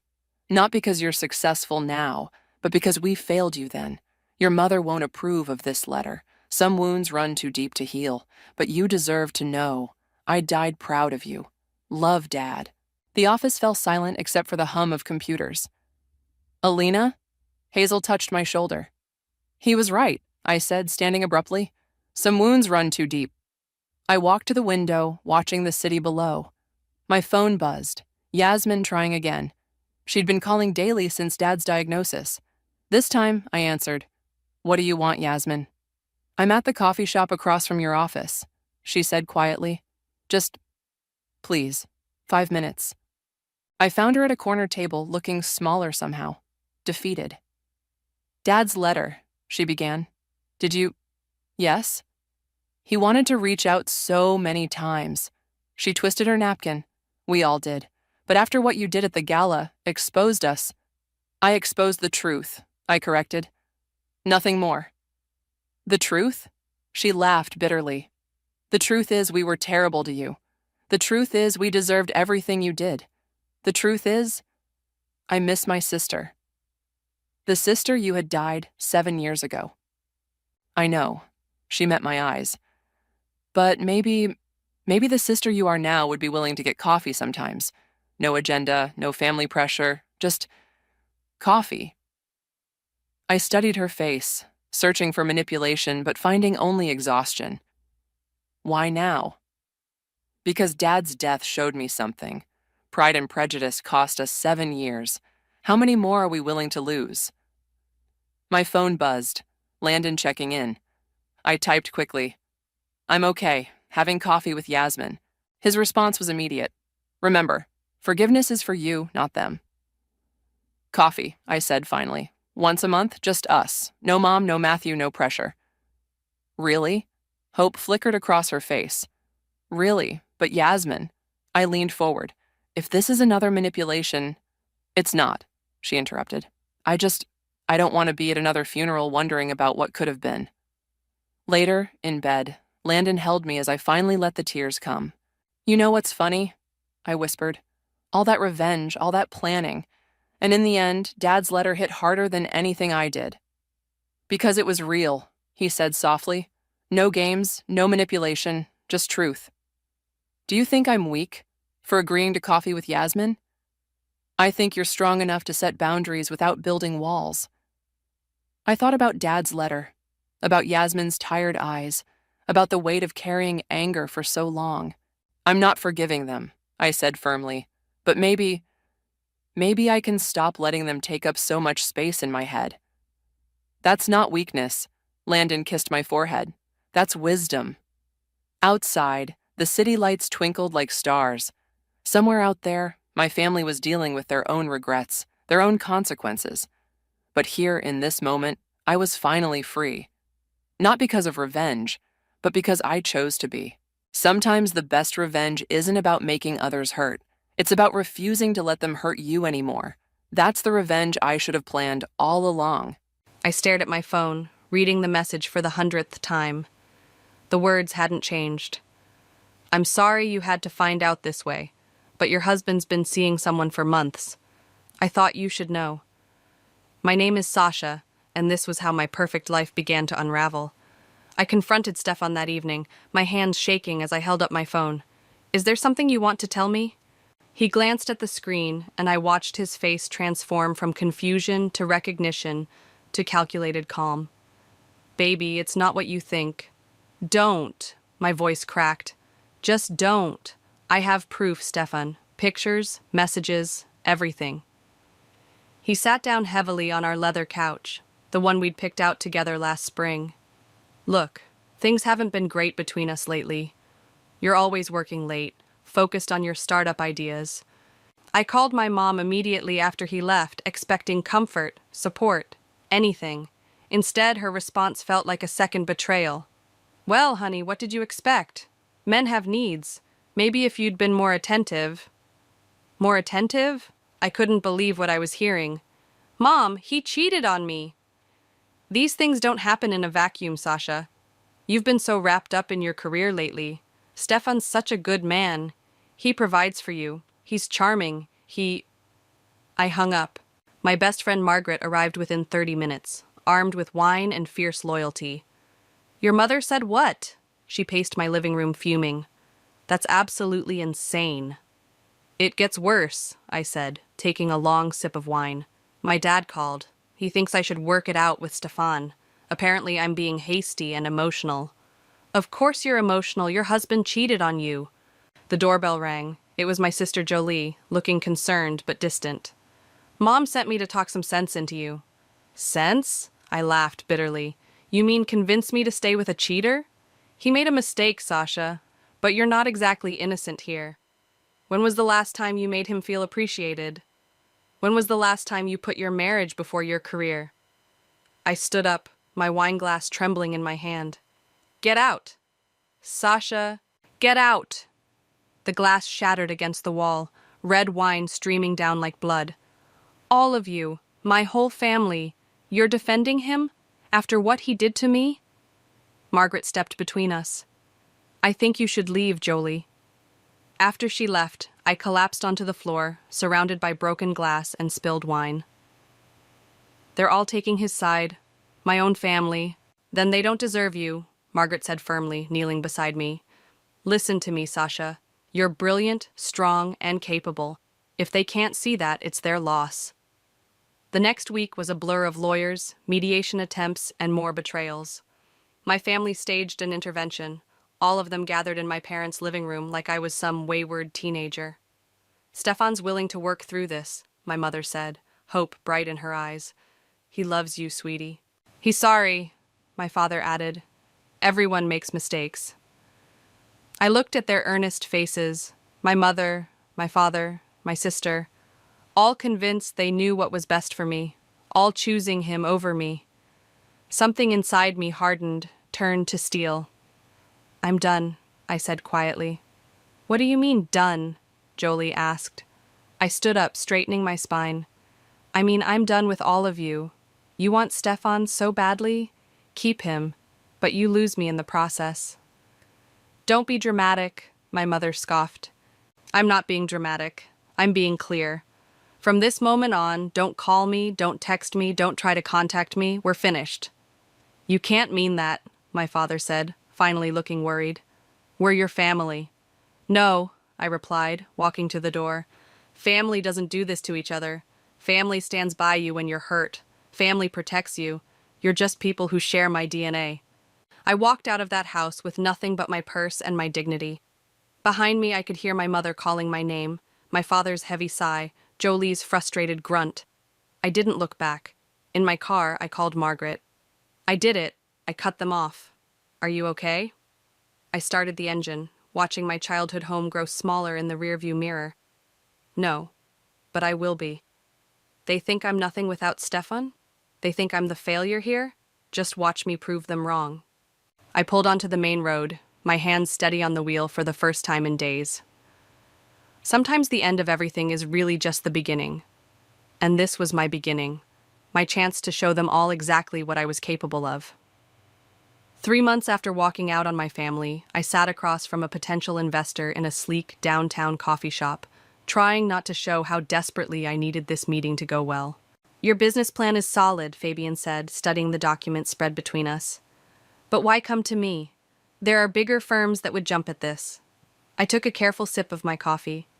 "Because you have a reputation for backing underdogs, and right now that's exactly what I am." He leaned back, dark eyes studying me intently.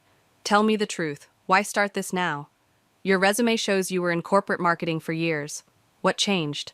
"Everything changed," I admitted. "I lost my marriage, my family, my support system.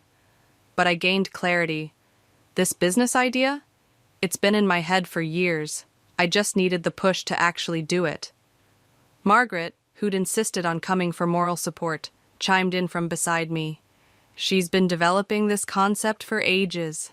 I've watched her refine it, perfect it." Fabian nodded slowly. "A digital marketing agency specifically for small businesses priced out of traditional agencies. It's not revolutionary, but your approach is unique." He tapped the business plan. "And your pricing structure could disrupt the market." "So?" I held my breath. So, I'm in. But I want 30% equity and an active role in operations. Margaret squeezed my hand under the table as I replied, 25%, and you can have your active role. He grinned. Done. Welcome to entrepreneurship, Sasha. The next few months were a blur of 18-hour days, endless coffee, and the kind of exhaustion that seeps into your bones. But slowly, surely, we began to build something real. Another client signed, I announced, bursting into our small office space one morning. That makes 10 this month. Fabian looked up from his computer, smiling. The Miller account? They've been on the fence for weeks. Not anymore. I showed them our results from the Thompson campaign, and they were sold. This calls for a celebration, Margaret declared, spinning in her chair. She'd joined us as our PR director last month. Drinks after work? Later that evening, at our favorite bar, Fabian raised his glass. To Sasha, who turned a setback into a comeback. To Karma, Margaret added with a wink. I froze mid-sip. What do you mean? Oh, I ran into Jolie at the grocery store yesterday. Apparently, Stefan's new business venture isn't going so well. Something about investment problems? My stomach twisted. I don't want to know. Yes, you do, Margaret insisted. He's been hitting up your parents for money. They're considering remortgaging their house to help him. That's not my problem anymore, I said firmly, but Fabian was watching me carefully. It bothers you, though, he observed. Of course it does. They're being idiots, but they're still my... I stopped myself. They made their choice. Speaking of choices, Margaret interjected, pulling out her phone. Look who just viewed your LinkedIn profile. I glanced at the screen and nearly choked on my drink. Stefan's face stared back at me, his profile showing he'd viewed mine multiple times in the past week. Curious about your success? Fabian asked. More likely looking for investors, I muttered. He always did have a talent for spotting opportunity. You've come a long way, Margaret said softly. Remember that first week after everything happened? You were sleeping on my couch, barely eating. And now? I gestured around us. Now I have a thriving business, amazing partners, and actual freedom. I wouldn't go back if you paid me. Fabian raised an eyebrow. Even if they apologized? They won't, I said confidently. They're too proud. Besides, I don't need their approval anymore. Look at these numbers. I pulled up our monthly revenue report on my phone. We're doing better than I ever dreamed. To independence, Margaret toasted. To new beginnings, Fabian added. I clinked my glass against theirs, feeling a warmth that had nothing to do with the alcohol. This was what success felt like, not just the numbers in our bank account, but the knowledge that I'd built something meaningful from the ashes of my old life. My phone buzzed with a text. Unknown number, but I recognized my mother's writing style immediately. Your father and I need to talk to you. It's important. Please call us. I showed the message to Margaret, who scowled. Delete it. Instead, I typed out a response. New phone, who's this? And hit send. Petty, Fabian commented with a smile. I like it. I put my phone away, refusing to let them intrude on this moment. Let them worry about Stefan and his schemes. I had an empire to build, and I was just getting started. So, I said, pulling out my tablet. Wait until you see our projections for next quarter. 1 year into running my business, I was reviewing quarterly reports when Margaret burst into my office, face flushed with urgency. You need to see this, she said, thrusting her phone at me. It showed a local news article. Local entrepreneur under investigation for investment fraud. My stomach dropped as I saw Stefan's photo beneath the headline. That's not all, Margaret continued. Scroll down. I read further, my eyes widening. Stefan had apparently been running a sophisticated investment scheme, targeting older couples with retirement savings. The victims' names weren't listed, but I had a sinking feeling I knew who some of them might be. My phone rang. Unknown number again. Sasha? My mother's voice was thick with tears. Please don't hang up. I put the phone on speaker, gesturing for Margaret to stay. What do you want? We need your help. Your father... We're going to lose the house. Stefan... Stop. I cut her off. Let me guess. You invested with him? He had such a good plan, she whispered.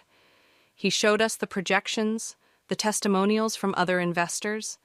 We thought we could double our retirement savings. Margaret mouthed, idiots, from across the desk.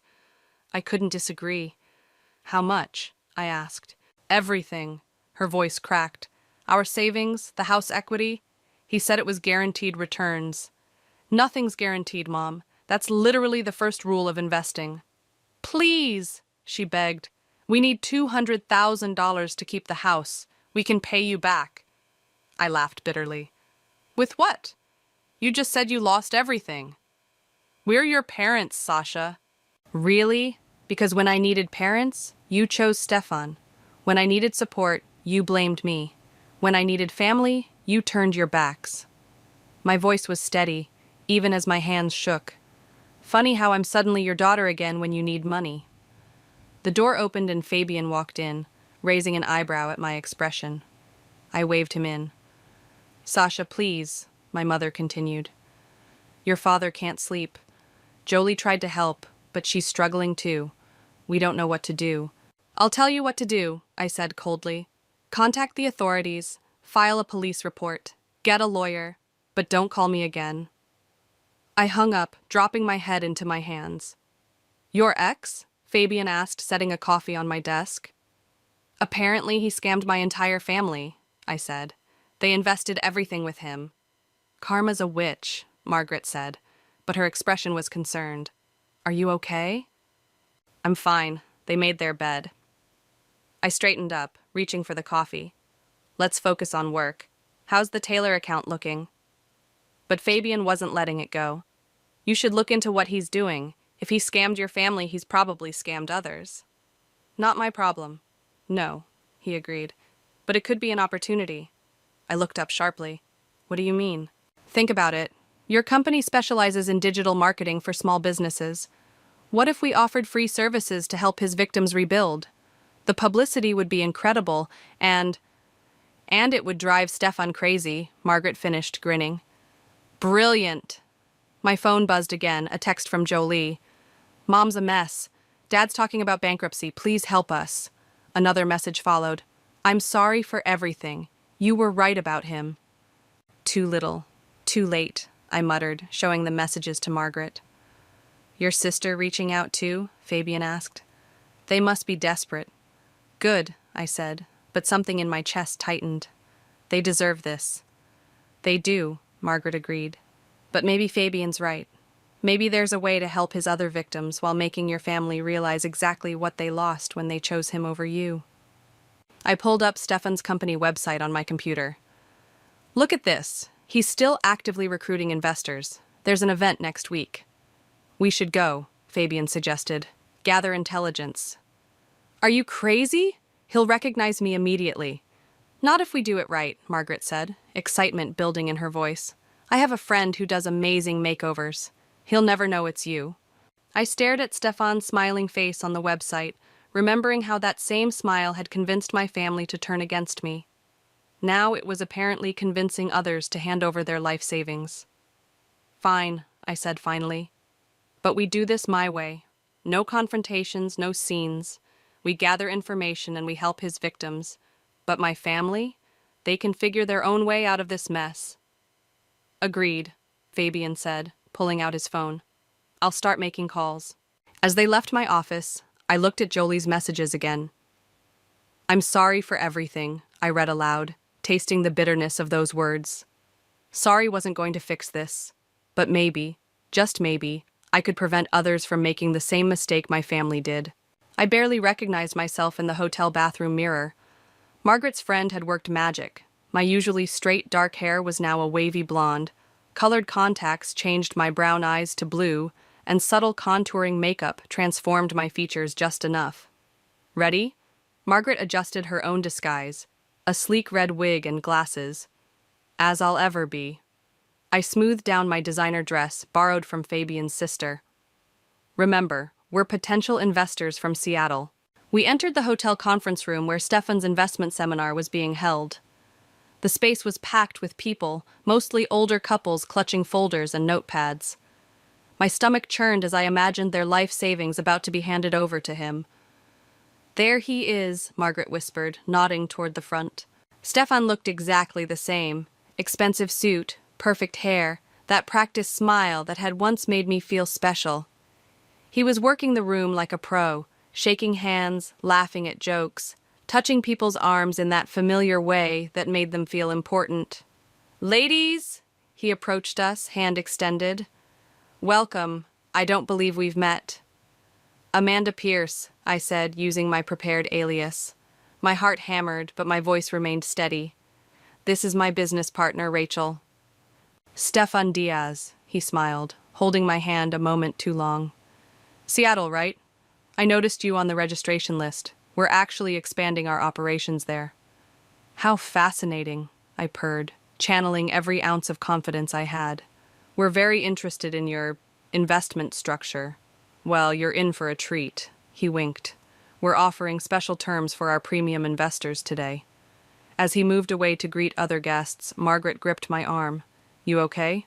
"Fine, but look who just walked in." My parents slipped into the back row, looking tired and drawn. Dad's suit hung loose on his frame, and Mom's hands wouldn't stop fidgeting with her purse. "What are they doing here?" Margaret hissed. "Probably hoping to convince him to return their money," I muttered. "Let's split up. You take the left side of the room, I'll take the right. Talk to people, find out how much they've invested." The next hour was enlightening and horrifying. Stefan's presentation was slick, full of impressive graphs and testimonials. But as I circulated during the break, the stories I heard made my blood boil. "He guaranteed 20% returns," one elderly man told me. "Said it was completely safe." "We remortgaged our house," his wife added proudly. "Best decision we ever made." I escaped to the bathroom, fighting nausea. Margaret followed. "It's worse than we thought," she said, checking under the stalls to ensure we were alone. "He's got at least 30 people ready to invest today. And guess what? Your dad's been helping him recruit people from his old workplace." "What?" "Apparently, Stefan promised to pay them back if they brought in new investors." "Classic pyramid scheme," I growled. "We need to—" The bathroom door opened. My mother walked in, stopping short when she saw us. I turned quickly to the mirror, adjusting my wig, but her eyes met mine in the reflection. For a moment, neither of us moved. Then understanding dawned on her face. "Sasha?" Margaret stepped between us. "Sorry, you must be mistaken. We're from Seattle." Mom moved closer, her voice dropping. "I'd know my daughter's eyes anywhere, even with those contacts." "Sasha, please." "Your daughter?" I turned, dropping the fake accent. "Funny, I thought Stefan was your only child now." She flinched. "We made a mistake. We know that now. But he's promising to make things right if you just drag more innocent people into his scheme." I cut her off. "How can you still believe him?" "We don't have a choice. The bank's foreclosing next month. Your father's had 2 anxiety attacks. Jolie's husband left her after they lost their savings. We're desperate." "You have choices," I said coldly. "You're just making the wrong ones. Again." I moved to leave, but she grabbed my arm. "Why are you here then, in disguise?" "To gather evidence, to stop him from destroying more lives." I pulled away. "But not to help you. Never again to help you." Back in the conference room, Stefan was starting his closing pitch. I watched my father nodding along eagerly in the back row, probably already planning which former colleagues to call. My phone buzzed, a text from Fabian. "Got everything we need from his company servers. Time to pull the trigger?" I looked around the room at all the hopeful faces, at Stefan's practiced smile, at my parents' desperate expressions. Then I typed back, "Do it." Within minutes, phones around the room started buzzing. The local news story about Stefan's investigation had just been updated with new evidence we'd spent weeks gathering, including proof that he'd known exactly what he was doing when he targeted my family. The room erupted in chaos. As Stefan tried to maintain control, I slipped out with Margaret, leaving my wig and contacts in the hotel trash. Sometimes revenge isn't about what you do to people. Sometimes it's about letting them face the consequences of their own actions. The morning after the investment seminar, I arrived at my office to find Stefan waiting in the lobby. My heart jumped, but I kept my face neutral. "Nice dye job yesterday," he said, standing up. "Blonde suits you." "Security," I called out, but he raised his hands. 5 minutes, Sasha, that's all I'm asking. Why should I give you even 5 seconds? Because I can help your family recover their money. He stepped closer, lowering his voice. All of it, plus interest. I laughed. With what? The money you stole from other people? With legitimate investments. I've got deals in the pipeline. More lies? Fabian's voice cut through the lobby as he emerged from the elevator. I suggest you leave before I call the police. Stefan's charm didn't falter. The new business partner. I've heard great things about what you two have built here. He turned back to me. Remember when we used to talk about starting a company together? Looks like you did it without me. I did everything without you, I said, including learning who I really am. Your parents are going to lose their house, Sasha. Jolie's marriage is over. Don't you care? Before I could respond, Margaret burst through the front door, waving her phone. Have you seen the news? Oh, she stopped short, seeing Stefan. What news? Stefan and I asked simultaneously. She held up her phone, showing a breaking news alert. Local investment scheme investigation expands. Multiple arrests expected. The color drained from Stefan's face. 5 minutes are up, I said quietly. Security? As they escorted him out, he called back, This isn't over, Sasha. Your family needs you. Once he was gone, I slumped against the wall. He's right about one thing. It's not over.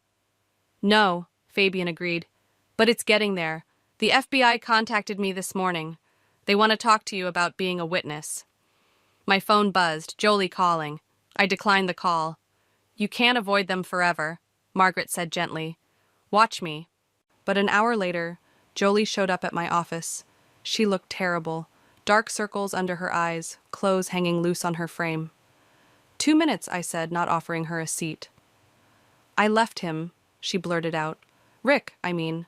After we lost everything in Stefan's scheme, he changed. Started drinking, gambling what little we had left. I'm staying with friends. That's not my problem. No, she agreed, but I need you to know something. The day you confronted Stefan about cheating, I knew. I'd known for weeks. The words hit me like a physical blow. What? He told me not to say anything, said he was ending it, that it was just a mistake. I believed him because it was easier than facing the truth. She wiped her eyes. I chose the easy way, and I've regretted it every day since. Get out. Sasha, please. Get out! I screamed, sending my coffee mug flying across the room. It shattered against the wall, making us both jump. Fabian appeared in the doorway. Everything okay in here? My sister was just leaving, I said through clenched teeth. After she left, Fabian helped me clean up the broken mug.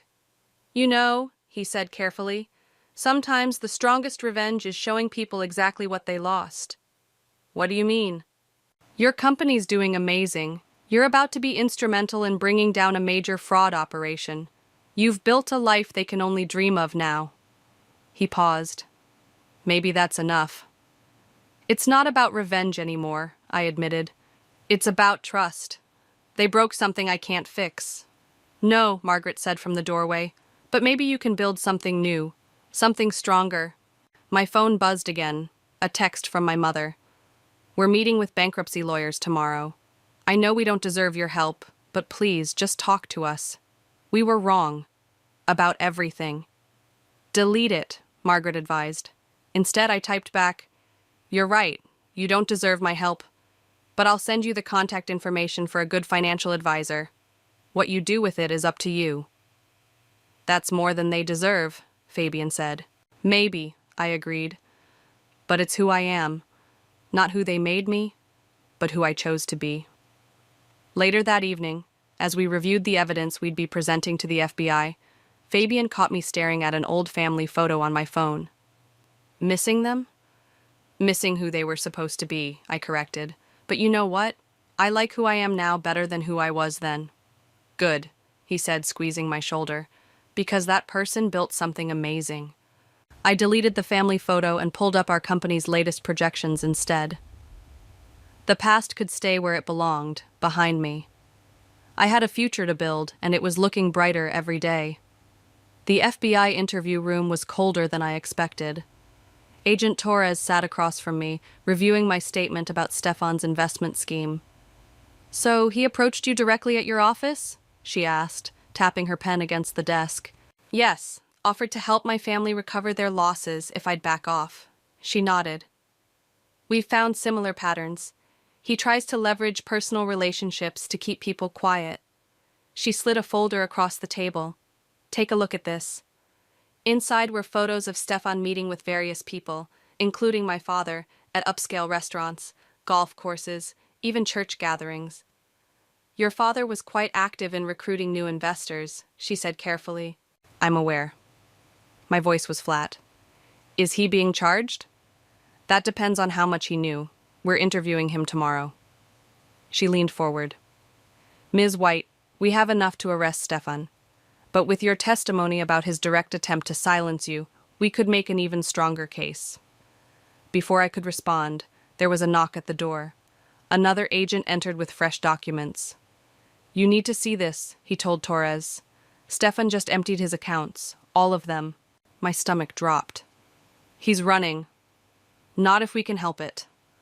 Torres was already on her phone, barking orders. I left the FBI office feeling drained.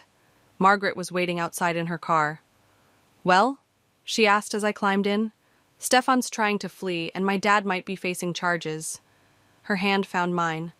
"I'm sorry, Sasha." "Don't be. They made their choices." I checked my phone. 3 missed calls from my mother, 2 from Jolie. "Let's get back to the office. I need to work." But when we arrived, Fabian was waiting with news of his own. "Stefan just called," he said. "He wants to meet. Says he has a proposition that could help everyone." "It's a trap," Margaret declared. "Obviously," I agreed. "But what if we could trap him instead?" Fabian raised an eyebrow. "What are you thinking?" "He doesn't know how much evidence we have. If I meet with him, wear a wire?" "Absolutely not," Margaret interrupted. "It's too dangerous." "I'll call Agent Torres," I said, already dialing. "We do this properly by the book." 2 hours later, I sat in an upscale restaurant, wearing an FBI wire and trying to look calm. Stefan walked in right on time, still wearing his signature confident smile. "You look gorgeous," he said, sliding into the seat across from me. "Success suits you." "What do you want, Stefan?" He leaned forward, lowering his voice. "I want to make a deal. I can return everyone's money, your parents, Jolie, all of them. But I need your help." "My help?" "Your company is doing well, very well. I need a legitimate business to process some investments through." I took a sip of water, buying time. "You want to use my company to launder money?" "I want to make things right," he insisted. "Your parents are about to lose everything. Jolie's living on someone's couch. I can fix it all. We can fix it together, just like we used to talk about." "And if I say no?" His smile tightened. "Then I have some interesting stories to tell about your father's involvement in my investment strategy, stories the FBI might find very interesting." "Are you threatening me?" "I'm offering you a chance to save your family." He reached across the table, touching my hand. "The Sasha I married would understand that family comes first." I pulled my hand away. "The Sasha you married doesn't exist anymore. You and my family killed her." "Don't be dramatic." "No, Stefan, you don't get to do this anymore. You don't get to manipulate me, or threaten me, or use my family against me." I stood up. "We're done here." "Sasha, wait." FBI agents emerged from every corner of the restaurant. Agent Torres approached our table, badge out.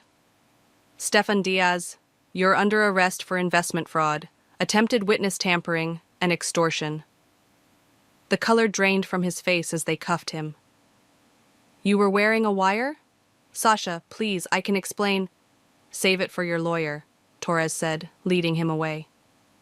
Outside, Margaret and Fabian were waiting with the FBI surveillance team. "You did it." Margaret hugged me tight. "It's over." "Not quite," I said, watching as they loaded Stefan into a police car. My father's interview is tomorrow. What are you going to do? Fabian asked. My phone buzzed, another text from my mother. They're interviewing your father tomorrow. Please help us. He doesn't deserve prison. I stared at the message for a long moment before replying. No, he doesn't. I'll have my lawyer contact the FBI in the morning. After everything they did, you're still helping? Margaret asked incredulously. I'm not doing it for them, I said, watching Stefan's police car drive away. I'm doing it for me, because I'm not them. I never was. The courthouse hallway was packed with Stefan's victims, all waiting to give their impact statements. I sat near the back, trying to be invisible, but whispers followed me anyway. That's his ex-wife. I heard she helped bring him down. Isn't that her family over there? My parents and Jolie sat on the opposite side of the hallway, not looking at me. Dad had aged a decade in the past few months, even though my lawyer had managed to get him immunity in exchange for testimony against Stefan. Margaret squeezed my hand. You don't have to stay for this. Yes, I do. The courtroom doors opened and we filed in. Stefan sat at the defendant's table wearing an orange jumpsuit instead of his usual designer suits. He turned, scanning the crowd until he found me. I met his gaze steadily. One by one, people approached the podium to share their stories. Retired teachers who lost their pensions, small business owners who remortgaged their shops, elderly couples who could no longer afford their medications. Then it was my father's turn. Stefan Diaz was like a son to me, he began, voice shaking. I trusted him with my family's future. I defended him when my daughter... He paused, looking at me for the first time in months. When my daughter tried to warn us, I chose him over her, and I lost everything, not just money, but something far more valuable. My mother started crying softly. I recruited others into his scheme, Dad continued. Friends, colleagues, people who trusted me. I'll never forgive myself for that. But worse than losing our savings, our home, our dignity, I lost my daughter's trust. And that's something Stefan Diaz can never repay. The judge called my name next. I walked to the podium, my heels clicking against the floor. Your Honor, I'm not here to talk about money, I said. Stefan didn't just steal funds. He stole trust. He turned families against each other. He made parents choose him over their children. He destroyed relationships that can never be repaired. Stefan shifted uncomfortably in his seat. The worst part, I continued, he's still doing it. Even after his arrest, he tried to manipulate me into helping him launder money by threatening my father. He doesn't feel remorse. He feels inconvenienced. After the other statements, the judge called a recess before sentencing. In the hallway, Jolie approached me hesitantly. That was brave, she said. It was true. I know. Listen, She twisted her hands together. I got a job offer. In Seattle, actually. A fresh start. Good for you. Mom and Dad are moving in with Aunt Sarah, she continued. They can't afford anything else right now. That's not my problem. No, but... She took a deep breath. Thank you for helping Dad avoid charges. You didn't have to do that. You're right, I didn't. The bailiff called us back in. The judge looked stern as she began her statement. Mr. Diaz, you have perpetrated not just financial fraud, but emotional terrorism against these families. Your actions were calculated, manipulative, and showed a complete disregard for human dignity. Stefan stood, straightening his jumpsuit. I sentence you to 15 years in federal prison, with no possibility of parole for 10 years. You are ordered to pay restitution to all victims, and you are barred from any financial industry work for life.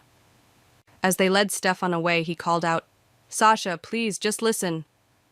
Bailiff, the judge warned, and he fell silent. Outside the courthouse, reporters clustered around the victims. My mother broke away from their group and approached me. We're selling everything, she said quietly.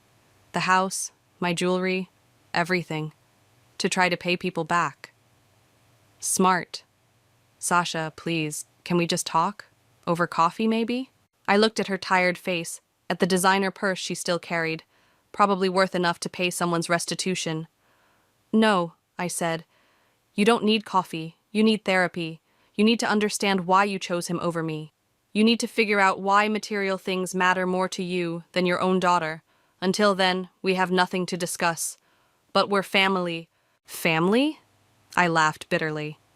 Family trusts each other. Family protects each other. Family apologizes when they're wrong. You've done none of those things. Fabian appeared at my side. The car's ready. Goodbye, Mom, I said, turning away. Good luck with the move. As we drove away, I watched my family growing smaller in the rearview mirror. My mother still standing where I'd left her, my father comforting a crying Jolie, all of them looking lost. Are you okay? Margaret asked from the front seat. No, I admitted, but I will be. Sometimes the hardest part of moving forward is leaving people behind. Even family?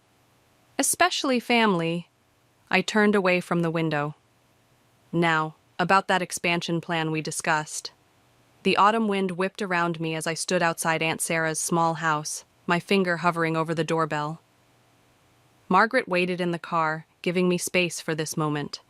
I'd received the letter last week, handwritten, from my father. Not asking for money or help, just 3 simple words. I understand now. The door opened before I could ring. Mom stood there, looking different. No designer clothes, no perfectly styled hair. She wore jeans and a simple sweater, her gray roots showing. Sasha, she breathed, you came. I got Dad's letter. She stepped back, letting me enter. The house was small but tidy, family photos on the walls. I noticed all the ones of Stefan had been removed. Dad sat at the kitchen table, a therapy workbook open in front of him. He stood when he saw me, uncertain. You look well, he said softly. Business is good. We know, Mom said. We've been following your company's success online, that contract with the national retail chain. I didn't come to discuss business. Dad nodded. We've been in therapy, both of us, learning about narcissistic manipulation, about why we were such easy targets for Stefan. And we discovered something ugly about ourselves, Mom said, sitting down. We cared more about appearances than reality, more about status than truth, more about money than, she choked up, than our own daughter's happiness. We failed you, Dad added. Not just with Stefan, but long before that, always pushing you to be what we wanted, never seeing who you really were.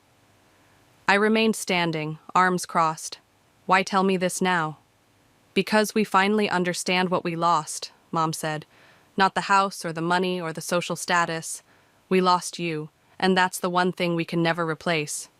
We're not asking for forgiveness, Dad continued. We don't deserve it. We just wanted you to know that we see it now. All of it. How strong you were, how right you were, how incredibly capable you've always been. My throat tightened. I needed you to see that years ago. We know, Mom whispered. We know. A small meow interrupted us. A scruffy orange cat wound around my legs. That's hope, Dad said with a slight smile. From the shelter where I volunteer now. Helping animals it's helping me be better. And I'm teaching art at the community center, Mom added. No pay, just giving back. I sat down finally, letting out a long breath. Jolie told me you've been making restitution payments to Stefan's victims. Every penny we can spare, Dad confirmed. It'll take years, but it's the right thing to do, Mom finished. We sat in silence for a moment, the cat purring between us. I'm getting married, I said suddenly, to Fabian, in the spring. Mom's eyes filled with tears, but she didn't move to hug me or make demands. Instead, she asked quietly, Are you happy? The simple question, the one they'd never asked before, broke something inside me. Yes, I said. I am. Dad nodded, wiping his eyes. That's all we should have ever wanted for you. I stood up. I need to go, but I pulled out a business card, writing on the back. This is my personal number. Not for emergencies, not for help, just if you want to talk, sometimes. They both nodded, understanding the gift and its limitations. Outside, Margaret rolled down the window. You okay? I looked back at the house where my parents stood in the doorway, not reaching for me, not demanding anything, just watching with hope and regret mingled on their faces. They're different, I said. People can change, she replied, if they want to badly enough. Maybe. I got in the car. But trust has to be earned. And love? I thought about Fabian waiting at home, about the family Margaret and I had built at our company, about the strength I'd found in myself. Love was never the problem, I said finally. Love was always there, but love without respect, without trust, without understanding, it's not enough. As we drove away, I typed out a text. Thank you for understanding, finally. The response came quickly. Thank you for showing us how. We're proud of who you've become, even if we had nothing to do with it. I smiled slightly, putting my phone away. Sometimes the happy ending isn't about forgiveness or reconciliation. Sometimes it's about understanding your own worth, setting your own boundaries, and finding peace with the space between what was and what is. Let's go home, I told Margaret. We have a wedding to plan. And for the first time in years, the word home felt completely right. The first thing I noticed when I pulled into our driveway was the sold sign stabbed into our front lawn like a knife through my heart. My hands trembled on the steering wheel as I stared at the empty space where my father's truck should have been. Instead, there sat a gleaming red Porsche 911 that I'd never seen before. My name is Valentina, and after spending 3 months teaching art to underprivileged kids in Guatemala, I'd expected a warm welcome home. Not this. I fumbled for my phone and called my mother. She picked up on the first ring. Val, honey, you're back. Mom, why is there a sold sign in front of our house? The silence on the other end made my stomach turn. We were going to tell you? She started, her voice small. Why don't you come inside? We can explain everything. I grabbed my backpack from the passenger seat and marched up the familiar path to our front door. The garden I'd planted last spring was overgrown with weeds. Mom opened the door before I could use my key. Surprise. Rowan's voice boomed from behind her. My younger brother bounded forward, practically vibrating with excitement. Check out my new ride. Isn't she beautiful? I looked from my mother's nervous face to Rowan's beaming one. You sold our house for a car? It's not just any car, Rowan protested. It's a Porsche 911 GT3. Do you know how rare these are? Where's Dad? I demanded, pushing past them into the house. At the shop, Mom said, wringing her hands. He's been working late these days. I walked through our home, my childhood home, taking in the half-packed boxes scattered everywhere. Family photos were missing from the walls, leaving behind pale rectangles on the faded wallpaper. When do we have to move out? My voice cracked. 2 weeks, Mom whispered. 2 weeks? I spun around. And where exactly are we moving to? Rowan shrugged. Mom and Dad are getting an apartment. I'm staying with Kyle until I figure something out. You're kidding me. I sank onto the couch, our old leather couch where Dad used to read me stories. Please tell me this is some sick joke. Val, honey. Mom sat beside me, reaching for my hand. I pulled away. We know it's a shock, but... My phone buzzed. A text from Gia. Heard you're back. Come over? I can't do this right now. I stood up, grabbing my backpack. I need some air. But you just got here, Mom called after me. We haven't even heard about your trip.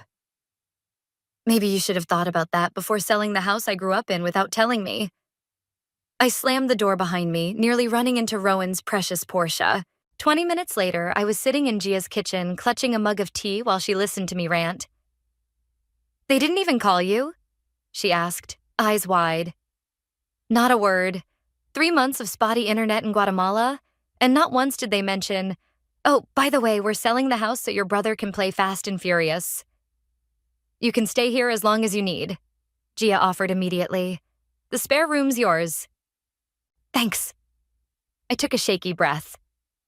I just don't understand. Mom and Dad always said this house was their retirement plan. Why would they... My phone rang. Mom again. I declined the call. There's gotta be more to this story, Gia said, refilling my mug. Your parents aren't usually this impulsive. You didn't see Rowan, I muttered. He was practically dancing. Meanwhile, Mom looked like she was about to throw up. Another call, this time from an unknown number. I was about to decline it when Gia grabbed my wrist. "That's Whitney's number, from the bank," she said. "You might want to take that," I answered, putting it on speaker. "Hello? Valentina, this is Whitney Jensen from First National. I'm calling about your family's accounts." She paused. "I think there's something you need to know." My heart dropped as I met Gia's concerned gaze. Whatever Whitney had to say, I knew my homecoming was about to get even worse. "What's going on?" I asked. "I probably shouldn't be making this call," Whitney said, her voice low. "But I've known your family for years, and, well, the house sale isn't just about your brother's car. Your mother's been hiding something, and it's about to come crashing down on all of you." I gripped the phone tighter, my tea growing cold beside me. "I'm listening." I sat at our kitchen table the next morning, surrounded by scattered papers and credit card statements that Whitney had helped me obtain. My mother's hands shook as she poured coffee, spilling drops onto the growing pile of bills. $170,000, I said, my voice flat. "How did you hide this much debt from Dad?" Mom collapsed into a chair. "I was trying to protect everyone. By maxing out credit cards? Taking out personal loans?" I held up a statement. "Mom, there's a shopping spree here for $5,000 from last month." "Your father's business was struggling," she whispered. "I had to maintain appearances, for clients, for the community." The front door slammed and Dad trudged in, looking older than I'd ever seen him. His construction company shirt was covered in dust. "You're home early," Mom said, quickly trying to gather the papers. "Leave them," I ordered.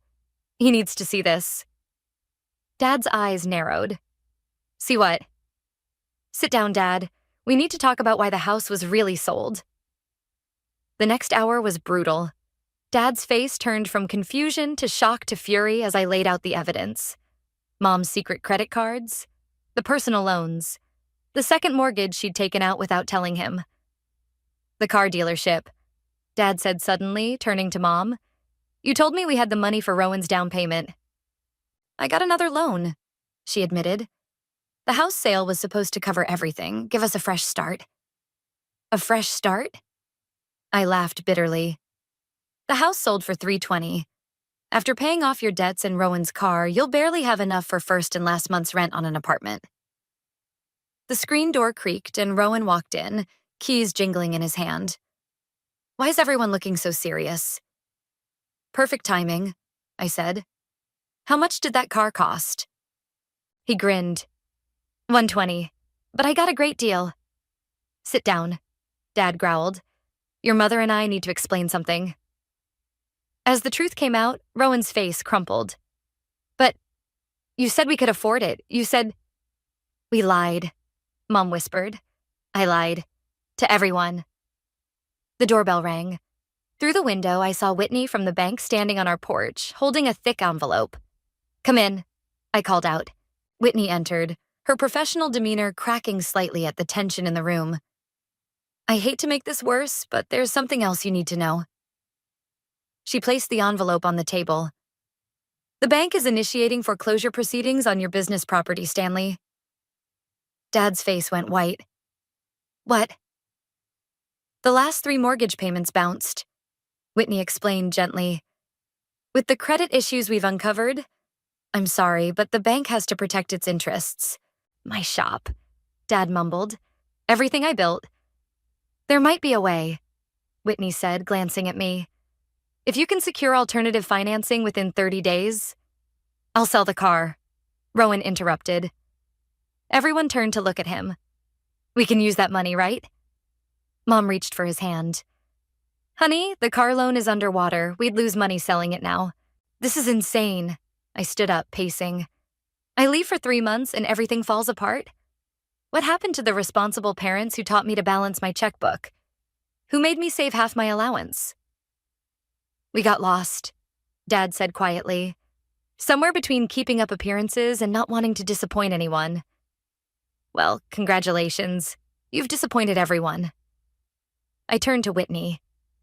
"What exactly would it take to stop the foreclosure?" She named a figure that made my stomach clench. It was almost exactly what I had in my secret account, Money from art sales I'd been squirreling away for years.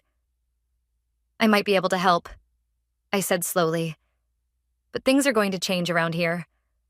Starting with complete transparency. No more secrets, no more lies. You'd do that? Mom asked, tears in her eyes. After how we've treated you, I'm not doing it for you, I said firmly. I'm doing it because I refuse to watch this family implode. But there will be conditions, strict ones. Anything, Dad said. We'll start with financial counseling. All of us. I looked at Rowan. And that car? It's going up for sale tomorrow, whether we take a loss or not. Consider it the price of your lesson in consequences. Whitney pulled out her business card. I can recommend someone. A financial advisor who specializes in family debt restructuring. As everyone nodded their agreement, my phone buzzed. A notification from my art dealer. Another piece had sold, for more than I'd ever gotten before. I looked around at my broken family. Mom's shame, Dad's defeat, Rowan's guilt, and felt a strange mix of anger and determination. They'd never taken my art seriously, had they? Never believed I could make real money from it. Well, they were about to learn just how wrong they'd been. And maybe, just maybe, that would be the sweetest revenge of all. The financial advisor's office felt too small for the 5 of us. Mom kept fidgeting with her purse strap while Dad stared at the floor. Rowan slouched in his chair, trying to look anywhere but at the spreadsheet displayed on the advisor's screen. Let me get this straight. Sarah, the advisor said. You want to use your savings to stop the foreclosure and help restructure your family's debt? Yes, I replied, sliding my bank statements across her desk. But I have conditions. Sarah raised an eyebrow as she reviewed my finances. This is impressive. Your art sales have been consistently growing. I caught Mom's startled expression from the corner of my eye. You've been selling your paintings? She asked. For these amounts? Surprised? I kept my voice neutral. Turns out those art classes you called a waste of time weren't so useless after all. Sarah cleared her throat. Let's discuss your conditions, Valentina. I pulled out a document I'd prepared. First, I want my name on the house deed when we buy it back. Second, everyone in this room gets access to a budgeting app where all expenses must be logged. Third, weekly family meetings to review finances. That's ridiculous, Rowan protested. I'm an adult. An adult who lived at home rent-free while buying a luxury car, I shot back. You want my help? These are my terms. Dad leaned forward. What else? Mom and Dad need separate bank accounts. No more secret credit cards. And Rowan? I turned to my brother. You'll pay rent. To me. The room fell silent. Sarah nodded approvingly as she reviewed my terms. These are actually very reasonable conditions, she said. I've seen families torn apart by less than this. You're lucky Valentina's willing to help. Lucky? I laughed. They're lucky I didn't let everything crash and burn, which I seriously considered. Val. Mom reached for my hand. I pulled away. Don't. This isn't forgiveness. This is me preventing a disaster and making sure it never happens again. My phone buzzed. Another notification from my art dealer. I checked it and nearly dropped my phone. Everything okay? Sarah asked. My latest piece just sold. For $15,000. Rowan whistled. 15 grand for one painting? It's a triptych, I said automatically, then caught myself. Not that you'd know what that means since you never came to any of my shows. When can we start the restructuring process? Dad interrupted, his voice heavy with shame. Sarah pulled out more papers. We can begin today. But first, everyone needs to sign these agreements accepting Valentina's conditions. One by one, they signed. Mom's hand trembled so badly she had to start over. When Rowan's turn came, he hesitated. The car really has to go? The car that's worth less than you owe? Yes. I stood up and walked to the window. In fact, we're going to the dealership right after this. I already made an appointment. You what? Did you think I was joking about taking control? I turned back to face them. This isn't a negotiation. It's a rescue mission with rules. 2 hours later, we stood in the dealership as Rowan handed over his keys. The salesman's fake sympathy was almost worse than the significant loss we had to pay to get out of the loan. "I hate you," Rowan muttered as we walked out. "Hate me all you want," I replied. "But remember this feeling the next time you want to make a stupid financial decision." Back at home, I was packing more boxes when Jonah, my colleague from school, stopped by. He'd been the first person to buy one of my paintings years ago. "I heard about your big sale," he said, helping me wrap photo frames. "The gallery owner called me. She wants to know if you'd consider a solo show." I nearly dropped the frame I was holding. "What?" "Apparently, your last few pieces caught the attention of some serious collectors. They want to see more." Mom appeared in the doorway carrying a box labeled "Kitchen." "A solo show? Val, that's wonderful." "Is it?" I asked coldly. I thought art was just a hobby, something to do between real jobs. Mom set down the box. "I was wrong. We were all wrong. I see that now." "Too little, too late." "Maybe," Jonah said gently. "This is your chance to show them exactly what you're capable of." I looked around the half-packed house at the spaces where my paintings used to hang. Mom had sold them at a garage sale years ago, calling them clutter. Now my art was worth more than they could imagine. "You know what?" I said, a plan forming in my mind. "You're right. Tell the gallery owner I'm in. And Mom?" I turned to her, my voice firm. "You and Dad are going to help set it up, every last detail. Consider it part of your education." The look on her face was worth every penny I was about to spend saving this family from themselves. "The bank is willing to halt the foreclosure proceedings," Whitney said, spreading documents across her desk. "But we need to move quickly. The funds must be transferred within 48 hours. I nodded, sliding my cashier's check across the desk. "Here's the down payment. The rest will be wired this afternoon." Whitney studied me with a mix of admiration and concern. "Are you absolutely sure about this, Valentina?" "It's a lot of money." "I'm sure about one thing. I'm not losing our home." I picked up the pen. "Where do I sign?" As I scrawled my signature across multiple pages, my phone kept buzzing. Mom had sent 15 texts since breakfast, all about the upcoming gallery show. "Your mother seems excited," Whitney observed, noticing my phone's constant movement. "She's trying to make up for lost time. Yesterday, she actually asked me to explain the difference between oils and acrylics." I couldn't keep the bitterness from my voice. Funny how interest follows money. The door to Whitney's office burst open. Jonah rushed in, out of breath. "Sorry to interrupt, but Val, you need to see this." He thrust his phone at me. On the screen was a local news article. "Luxury car theft ring busted. Multiple vehicles recovered." My heart stopped as I read further.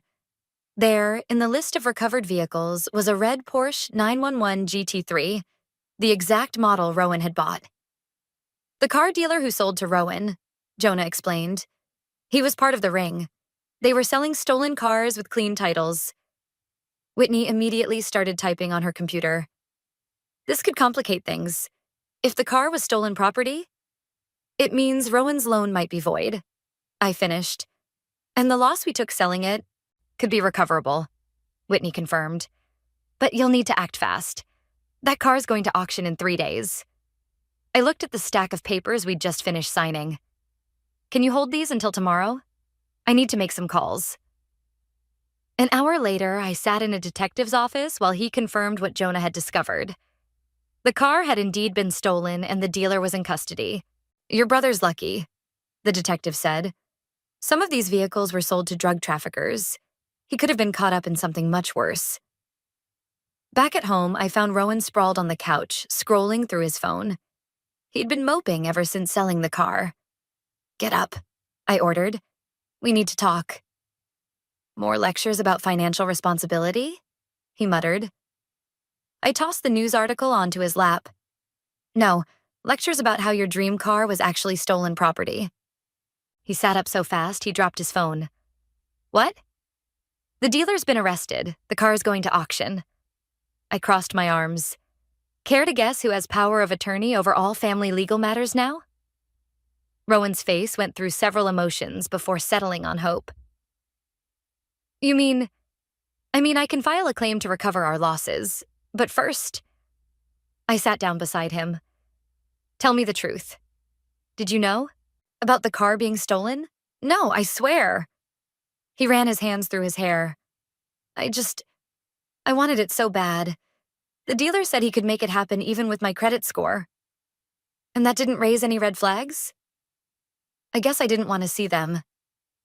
He looked at me properly for the first time in days.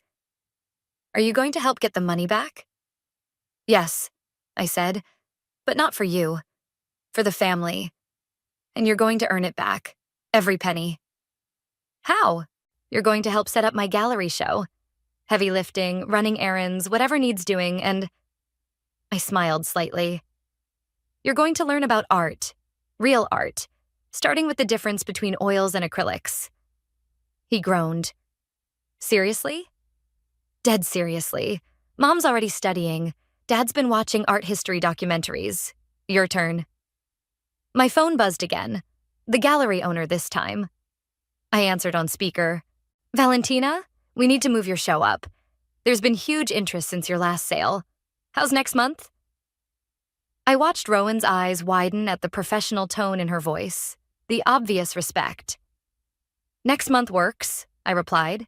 My family's helping with setup. Excellent. We'll need at least 15 pieces. After hanging up, I turned to Rowan. Still think art's just a hobby? He shook his head. I was wrong. We all were. He paused. Val? Thanks for not letting everything fall apart. Don't thank me yet. You haven't seen the study schedule I made for you. As I walked upstairs to my makeshift studio, I heard him call after me. Hey, what are oils and acrylics anyway? I smiled despite myself. Maybe, just maybe, this revenge was teaching them more than I'd planned. And somewhere between their humbling and my rising success, I was finding a satisfaction deeper than anger. But we weren't done yet. Not by a long shot. The police auction house buzzed with tension as Dad, Rowan, and I sat in the crowded room. The red Porsche gleamed under harsh fluorescent lights, looking somehow smaller than I remembered. Lot number 47, the auctioneer announced. 2023 Porsche 911 GT3, recovered from illegal sales ring.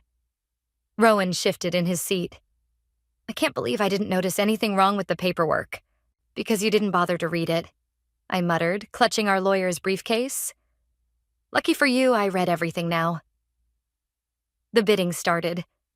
We watched as the price climbed steadily upward, already exceeding what Rowan had paid. Dad's hands were clenched tight in his lap. Going once at $145,000. I glanced at our lawyer, who nodded. We had the documentation ready. Proof of our previous purchase, the fraud claim, everything needed to recover our losses. Sold to bidder number 183. As the crowd thinned out, our lawyer approached the auction officials.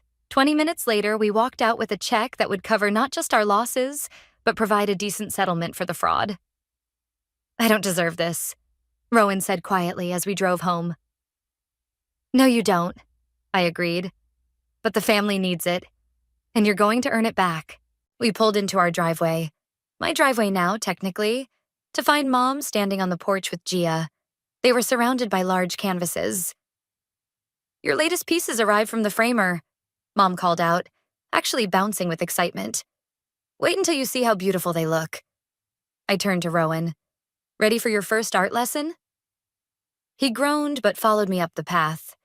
Over the past week, he'd been surprisingly diligent about studying the art books I'd assigned him. This one, Mom said, pointing to a large abstract piece, is done in oils, right? I can tell by the texture and the way the colors blend. Very good, I said, trying not to smile at her eagerness. What else do you notice? The composition draws your eye in a spiral, Rowan offered hesitantly. Like that thing you made me read about? The golden ratio? Gia's eyebrows shot up. Someone's been studying. He better be, I said. The gallery opening's in 3 weeks, and he's giving tours. I'm what? Rowan's face went pale. You heard me. You're going to explain every piece to potential buyers. which means you need to understand them completely. Dad emerged from his workshop covered in sawdust. He'd been building display pedestals for my sculptures, throwing himself into the project with unexpected enthusiasm. "The bases are almost done," he said. "Use that special finish you wanted.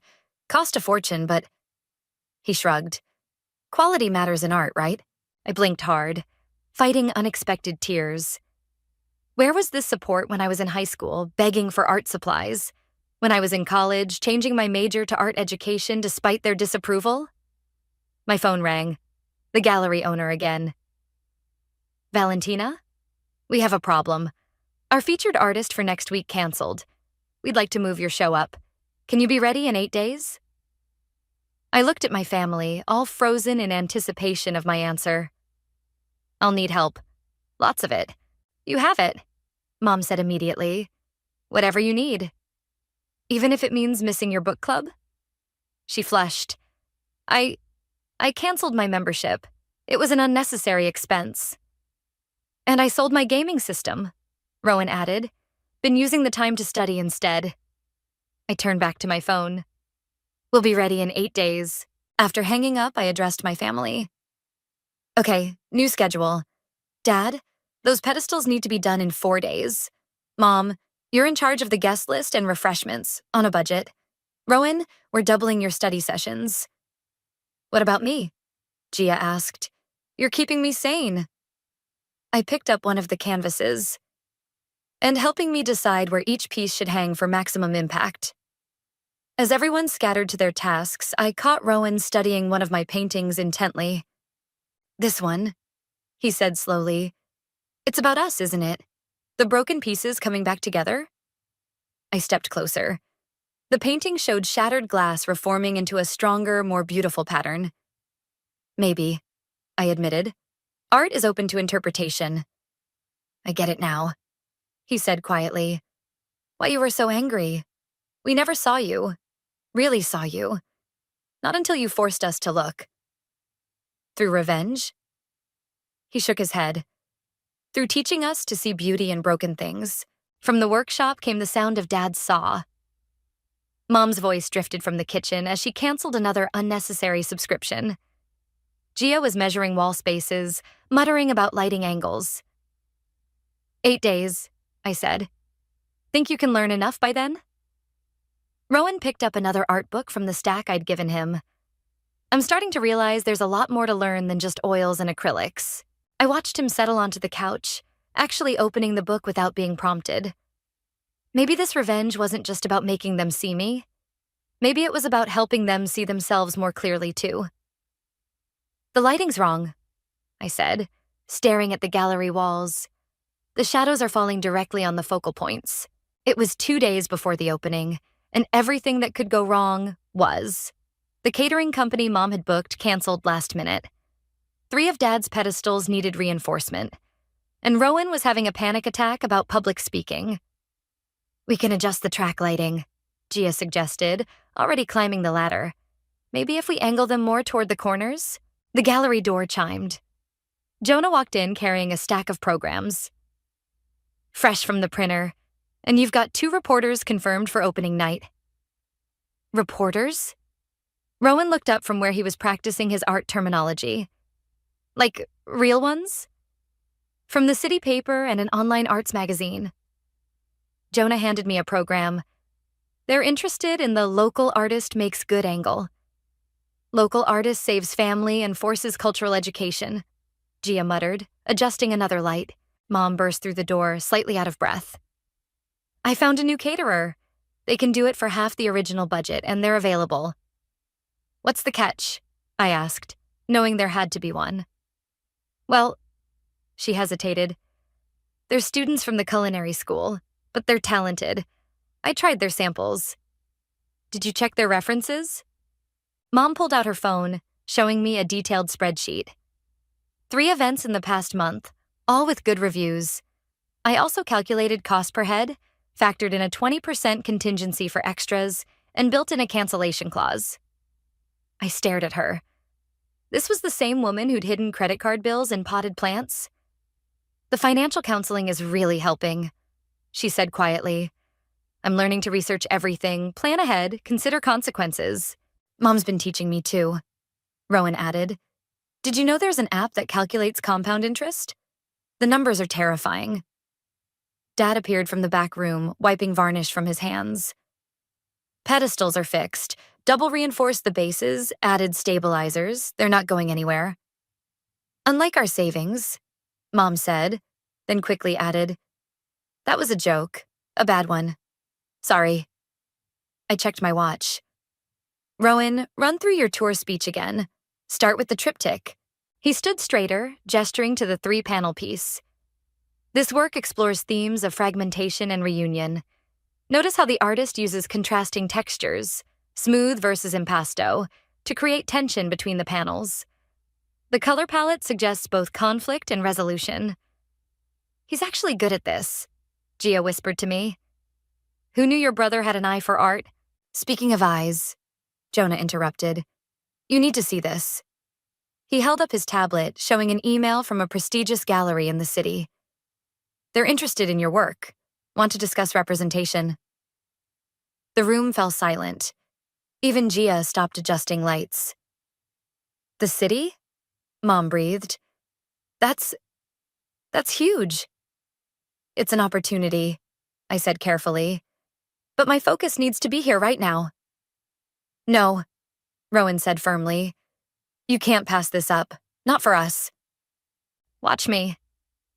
I turned back to the lighting issue, but Dad stepped in front of me. Valentina, he said, using my full name for the first time in years. We've held you back enough. This isn't about, yes, it is. Mom joined him.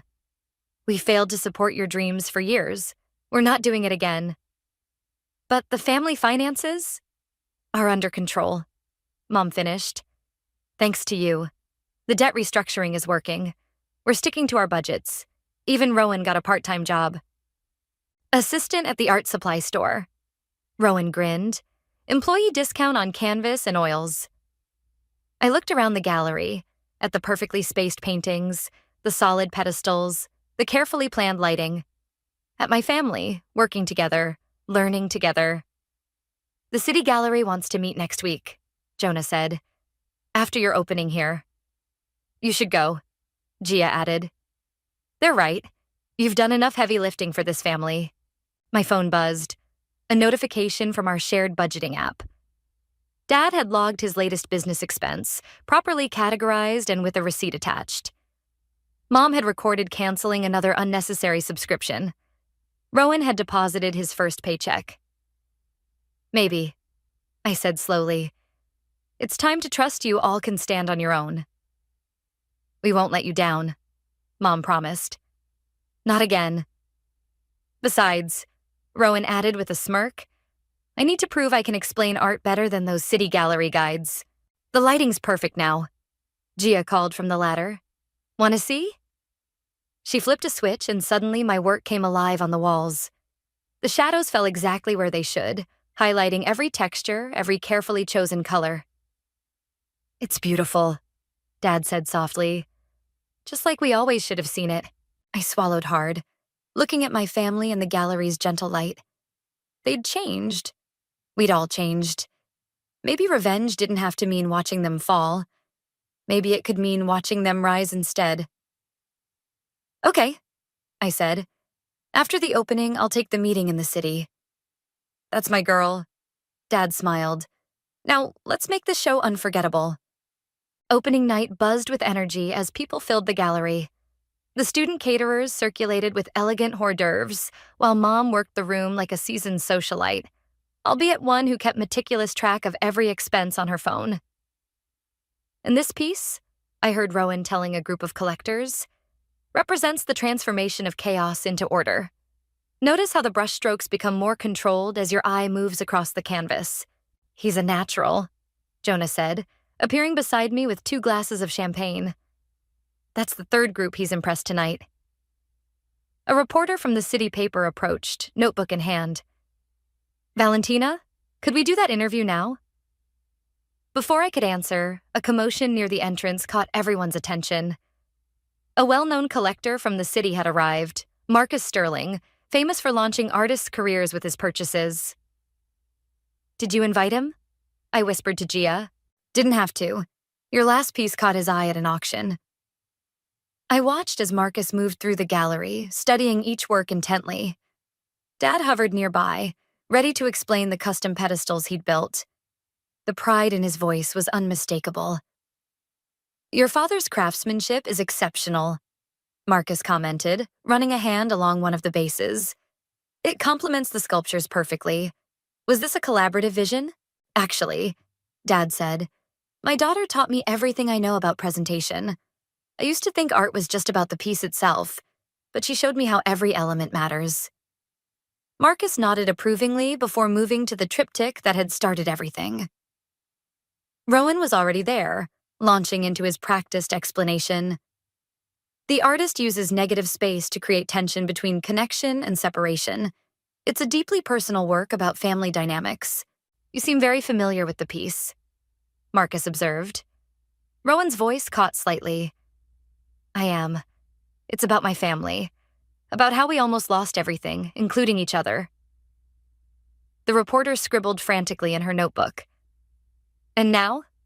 Marcus asked. Now we're learning about art, about responsibility, about really seeing each other. Rowan met my eyes across the room. My sister's work taught us that. Marcus turned to me. Your brother's interpretation is quite moving, as is your mother's obvious dedication to managing this event. They've changed, I said simply. As have you, I expect. He gestured to the paintings. Your earlier work showed anger, rebellion. These newer pieces speak of transformation, redemption even. The reporter edged closer, still writing. Sometimes, I said carefully, revenge isn't about destroying what hurt you. It's about building something better from the ruins. Speaking of building, Marcus pulled out his checkbook. I'd like to acquire the triptych and discuss featuring your work in my gallery's upcoming Modern Artists Showcase. The room seemed to hold its breath. Mom stopped mid-conversation. Dad's hand froze on a pedestal. Rowan actually crossed his fingers. The triptych isn't for sale, I said firmly. Marcus raised an eyebrow. I'm prepared to offer. It belongs to my family, I interrupted, but I have several new pieces I'd be happy to show you. A slow smile spread across his face. Even better, an artist who knows the value of both commerce and sentiment. He turned to the reporter. You'll want to note this moment. You're watching the birth of a significant new voice in contemporary art. The next hour passed in a blur of sales, interviews, and congratulations. 3 pieces sold to serious collectors. The arts magazine wanted to do a feature. Marcus's gallery assistant scheduled a meeting for next week. Finally, as the crowd thinned, my family gathered around the triptych. You could have sold it, Rowan said. It would have covered a lot of the remaining debt. Some things are worth more than money, I replied. Besides, you need it to practice your art lectures on. Mom wiped tears from her eyes. I keep thinking about how we almost lost everything. Our home, our relationships, our dignity. But we didn't, Dad said firmly. Thanks to Val. Thanks to all of us, I corrected. You had to be willing to change. Speaking of change, Gia called from the entrance. Your last guest wants to say goodbye. Whitney from the bank stepped forward, holding a folder. I brought something to celebrate your success. She handed me the folder. The final paperwork. The house is officially in your name and the family debt consolidation is complete. Mom started crying again. Dad put his arm around her. One last thing, Whitney said. The bank's trust department is very impressed with how you've handled everything. They'd like to discuss managing your art sales proceeds. I looked at Mom. Want to sit in on that meeting? Put your new financial skills to work? She beamed through her tears. I'd love that. As we locked up the gallery later that night, I paused in front of the triptych. The middle panel showed broken pieces swirling in chaos. The final panel revealed those same pieces forming something new, something stronger. Ready to go home? Rowan asked, emphasizing the word home. I nodded, thinking of the house that was now mine, the family that was finally whole, and the revenge that had turned into restoration. "Yes," I said. "I'm ready." The morning sun streamed through our living room windows, highlighting the triptych that now hung in pride of place above the fireplace. Mom sat at the dining table, reviewing spreadsheets for my upcoming city gallery show, while Dad measured wall space for new installations. "The budget looks solid," Mom said, tapping her calculator, "even with the upgraded shipping crates you wanted." "Look who's talking about upgraded anything," I teased. "Remember when you bought generic paper towels for the first time? I thought you were going to cry." "I did cry," she admitted. "But now I calculate how much we save annually by buying generic, and that makes me cry happy tears instead." The front door opened and Rowan burst in, still wearing his art store apron. "Val, you have to see this." He thrust a magazine at me. "Page 32. I flipped to the page and froze. There was a full-page feature about emerging artists, with my triptych prominently displayed. "Read the last paragraph," Rowan urged. "Perhaps most remarkable is not just McBride's artistic talent," I read aloud, "but the story behind her rise. In saving her family from financial ruin, she transformed not just their circumstances, but their understanding of art, value, and family itself." "They interviewed me for that piece," Rowan said proudly. "The reporter said I explained the symbolism better than some professional critics." Dad looked up from his measuring. "Speaking of explaining things, don't you have that school presentation today?" "Yeah, career day at the high school." Rowan straightened his apron. "I'm talking about careers in art and gallery management. Can you believe it?" "More than I can believe these bank statements," Mom muttered, but she was smiling. "Our credit scores have all gone up another 20 points. The doorbell rang. Gia and Jonah stood on the porch, carrying coffee and pastries. "Emergency meeting," Gia announced, sweeping in. "Marcus Sterling's assistant just called. He wants to move up the city show by 2 weeks. 2 weeks? Mom immediately reached for her planning notebook. "We'll need to adjust the shipping schedule, revise the catering deposits." "Already handled," Jonah said. "The real issue is the new piece he requested. He wants something that captures this whole journey." I walked to my studio. My proper studio now. Not just a corner of the garage. Half-finished canvases lined the walls, each telling part of our story. "I might have something," I said slowly, pulling out a canvas I'd been working on secretly. "It's not quite finished, but..." They gathered around as I unveiled it. The painting showed a family, their figures initially scattered and shadowed, gradually coming together in increasingly bright light. In the foreground, a young woman held both a paintbrush and a key. "Is that us?" Dad asked softly. "It's called redemption," I said, "because that's what this was really about. Not revenge. Not really." "It's perfect," Rowan declared. "But maybe add some texture in this corner? Like you taught me about creating depth?" I laughed. "Look who's becoming the expert." "Well, I did learn from the best." He checked his watch. "I better get to that presentation. Those high school kids need to know that art isn't just a hobby. It can save your family and your soul." After he left, Mom finished her calculations. "Even with the accelerated timeline, we're still under budget. I've been putting aside a percentage of every sale for emergencies." "My responsible mother," I said, squeezing her shoulder. "Who would have thought? Who would have thought any of this?" Dad gestured around the room, at the art, the planning notebooks, the family photos now mixed with gallery invitations and positive bank statements. Gia raised her coffee cup. "To the power of revenge gone right." "To family," I corrected, picking up my paintbrush. "Now, who wants to help me finish this piece?" "Dad, I need one of your special finish frames. Mom, can you calculate the optimal pricing? Rowan can practice his explanation when he gets back." "And what should I do?" Jonah asked. I handed him a brush. "You believed in my art from the beginning. Help me show them how it all comes together." As my family gathered around the canvas, each contributing their newfound skills and understanding, I realized something profound.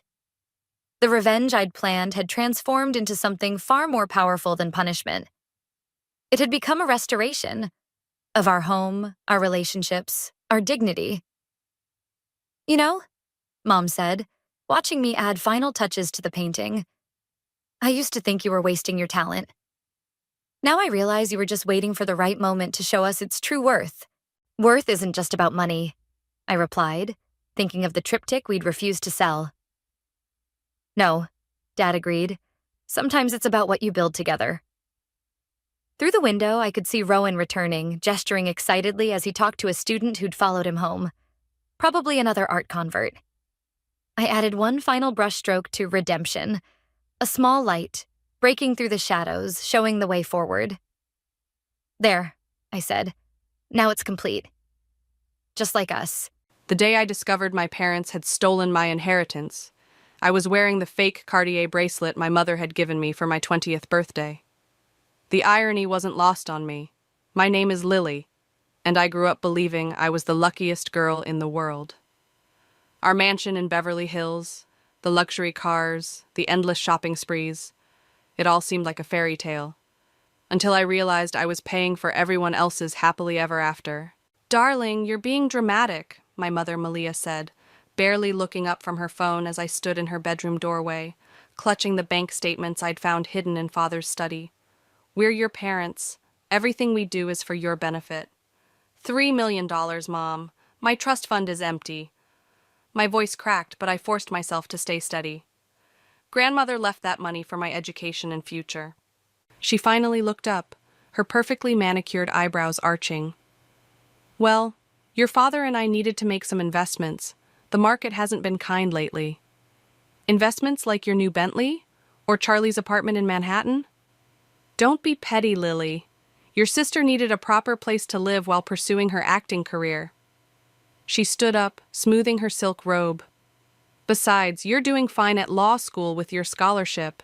I watched her walk to her vanity, picking up an expensive face cream. The same cream I'd seen her buy 6 times this month alone, with my money. "Where's Dad?" I asked, knowing he'd be easier to crack than her. "At the club. Some business meeting with the Harveys." She waved dismissively. "Don't bother him with this nonsense." I turned to leave, but her voice stopped me. "Oh, and darling, wear the blue Chanel to dinner tonight. The Harveys are coming over and Philip's been asking about you." I wanted to scream that I didn't care about Philip Harvey or his wandering eyes. Instead, I smiled sweetly. "Of course, Mother." Back in my room, I sat at my desk and opened my laptop. The scholarship my mother so casually mentioned. I'd fought tooth and nail for it, knowing they'd burned through my education fund years ago. My part-time job at the law library barely covered my textbooks, while Charlie got to pursue her dreams with my inheritance. A notification popped up on my phone, a message from Mr. Howard, my professor and mentor at law school. "Did you look into those trust fund clauses we discussed?" I typed back, "Yes, it's worse than we thought. Meeting tomorrow?" His reply was instant. "My office, 9 a.m. Bring the documents." A knock at my door made me jump. My father, Brian, stood there, looking uncomfortable in his golf attire. "Your mother says you're upset about something? Did you know grandmother's trust fund is empty?" I asked directly. He shifted, avoiding my eyes. "The market's been volatile, sweetheart. We had to make some tough decisions." "Without consulting me? I'm 20, Dad, not 12. "Look, once these new business deals come through, like the ones with the Harveys," I interrupted. Something flickered across his face. "Fear? Who told you about that?" "Mom mentioned dinner tonight." He relaxed slightly, but not completely. "Right, dinner. Well, get dressed. And Lily?" He paused. "Some things are better left unquestioned." After he left, I walked to my window, watching him hurry to his car. That's when I noticed the envelope falling from his pocket. He didn't see it flutter to the ground. 20 minutes later, that envelope was in my hands, and its contents made my blood run cold. It wasn't just about my trust fund anymore. The web of lies and secrets went deeper than I'd imagined.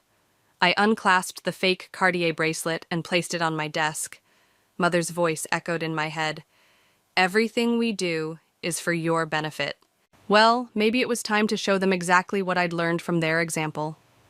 Mr. Howard had been teaching me about contract law, about the intricate dance of power and control hidden in legal language. Tomorrow, I'd show him what I'd found, and together we'd start planning. My phone buzzed again, Charlie this time. Mom says you're being difficult. Don't ruin dinner tonight with your drama. I texted back, wouldn't dream of it, sis. Opening my closet, I pushed past the blue Chanel my mother wanted me to wear and pulled out a simple black dress instead. Tonight, I'd play the dutiful daughter one last time, but starting tomorrow, the real game would begin. Because what my family had forgotten was that I wasn't just their puppet anymore. I was a law student who'd learned from the best about how to use the system, and I had nothing left to lose. Well, nothing except this fake bracelet. Contract law isn't just about signatures and clauses, Mr. Howard said, tapping his finger on the document I'd brought him. It's about understanding human nature. People will sign anything if they think they're getting what they want. I leaned forward in his office chair, studying the papers spread across his desk. Even if what they want is built on lies? Especially then. He adjusted his reading glasses, examining the envelope I'd found. These dealings your father's involved in, they're questionable at best, illegal at worst. Can we use this? I asked. Mr. Howard's eyes met mine.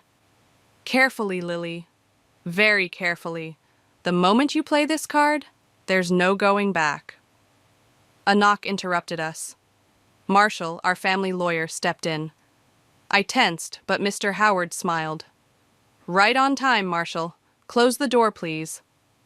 I turned to Mr. Howard, confused. You called him? Marshall here has been keeping tabs on your family's financial movements for years, Mr. Howard explained. He's got quite the story to tell. Marshall sat down, his usual polished demeanor slightly ruffled. Your father's been moving money through shell companies. The Harveys are involved, but they're just the tip of the iceberg. Why are you telling me this? I asked. Aren't you supposed to be loyal to them? I'm loyal to the law, Marshall replied, pulling out a USB drive. And to your grandmother's wishes. She made me promise to protect your interests. That evening, I sat at our dining table, watching my mother fuss over place settings, while my father paced near the window, phone pressed to his ear.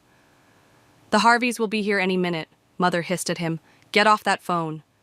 He waved her away, his face pale. Listen, we need to move those funds now. Yes, tonight. Charlie swept in, wearing a dress that probably cost more than my semester's tuition. Mom, the caterers forgot the caviar. What? Mother's face contorted. I specifically ordered the Russian variety. Philip loves it. I suppressed a smile, remembering Marshall's words about the Harvey family's imminent bankruptcy. They were as fake as we were. The doorbell rang. Showtime. Lily, darling! Philip's mother air-kissed my cheeks. Still buried in those law books? Actually, I smiled, I'm specializing in financial law now. Fascinating stuff. Philip's father coughed uncomfortably. My father's hand tightened around his whiskey glass. Dinner was a masterclass in upper-class tension. Mother prattled about Charlie's latest audition while Mrs. Harvey complimented the missing caviar. I watched my father and Mr. Harvey exchange meaningful glances between courses. So, Philip, Mother cooed, tell us about your new venture. Philip launched into a rehearsed speech about cryptocurrency and sustainable energy. I noticed my father's subtle headshake. Sounds risky, I commented innocently, especially with the new SEC regulations on digital assets. The table fell silent. Philip's fork clattered against his plate. You follow financial regulations? Mr. Harvey asked, trying to sound casual. Oh yes, I smiled. Mr. Howard, my professor, says they're crucial for understanding modern business practices. He's actually consulting with the SEC now. My father stood abruptly. Shall we move to the living room for drinks? Later that night, after the Harveys left, I heard my parents arguing in their room. She knows something, Father's voice carried through the door. Don't be ridiculous, Mother snapped. She's just showing off. Besides, we have bigger problems. The bank called about the mortgage. I told you we shouldn't have touched her trust fund. If this gets out... If what gets out? I asked, pushing open their door. They froze. Mother recovered first. Nothing, darling. Adult concerns. Really? I pulled out my phone, showing them the banking app. Because I just got an interesting alert about attempts to access my personal account. Father stepped forward. Lily, you don't understand. I understand perfectly. I met his gaze. You're desperate. The Harveys are broke. Your investments are failing. And now you're trying to drain what little I have left. How dare you? Mother advanced on me. After everything we've done for you. You mean everything you've done with my money? I turned to leave, then paused. Oh, and Mom, that Cartier bracelet you gave me? The fake one? I had it appraised today. Interesting story about where it came from. I closed their door on their stunned faces, my heart pounding. In my room, I opened my laptop and typed a message to Mr. Howard. They took the bait. What's next? His reply came quickly. Tomorrow, we start phase 2. Sleep well, Lily. You'll need it. I touched the empty spot on my wrist where the bracelet used to be. Phase 2 would hurt. But then again, that was the point. The key I found in Mother's drawer was small and antique, the kind that might open an old jewelry box. But when I showed it to Marshall, his face went white. Where did you get this? He asked, turning it over in his hands. Hidden in a false bottom of her vanity drawer. Why? Marshall pulled out an old file from his briefcase. Because this key opens a safety deposit box at First National, your grandmother's safety deposit box. We sat in his downtown office, the morning sun casting long shadows across his desk. He spread out several documents pointing to signatures and dates. Your mother told the bank this box was empty after your grandmother died. Had it cleared out. He tapped the key. But this is the original key, and according to bank records, the box is still active. What's in it? Only one way to find out. An hour later, we stood in the bank's vault room. The manager, an older woman named Rita, examined our paperwork. Everything seems in order, she said, inserting her master key alongside mine. As Ms. Mack's legal representative and heir, you have full access. The box was larger than I expected. Inside, we found stacks of letters, legal documents, and a sealed envelope addressed to me. Read it, Marshall urged. My hands shook as I opened it. My dearest Lily, if you're reading this, then my suspicions about your mother were correct. The documents in this box prove that she and your father have been embezzling from the family company for years. They didn't just steal your inheritance. They stole from everyone, including my sister Angela. There's a trust in your name they don't know about. Marshall has the details.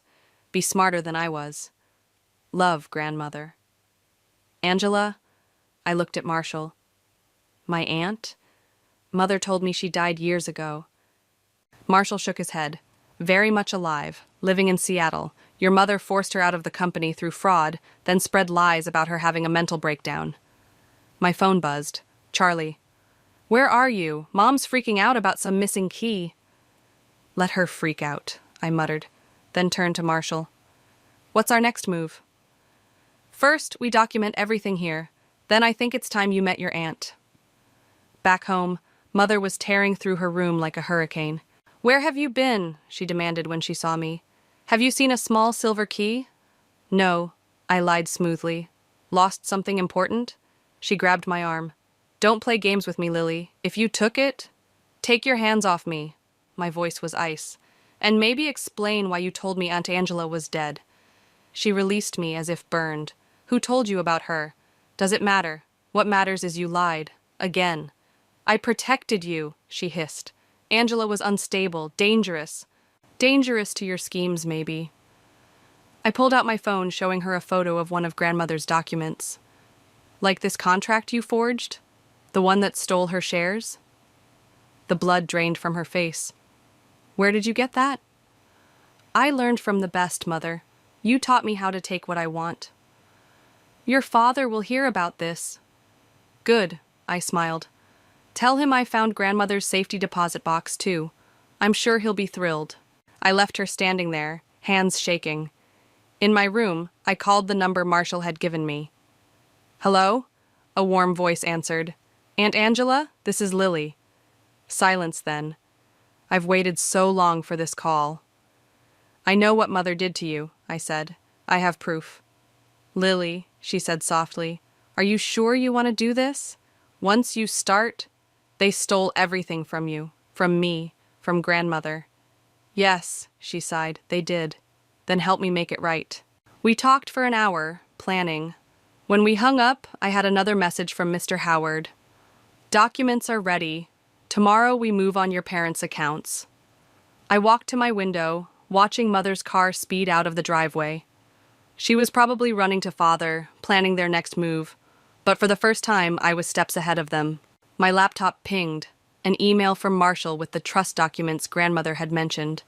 The amount made me gasp. All this time, there had been a safety net I never knew about. Charlie barged in without knocking. What did you say to Mom? She's completely lost it.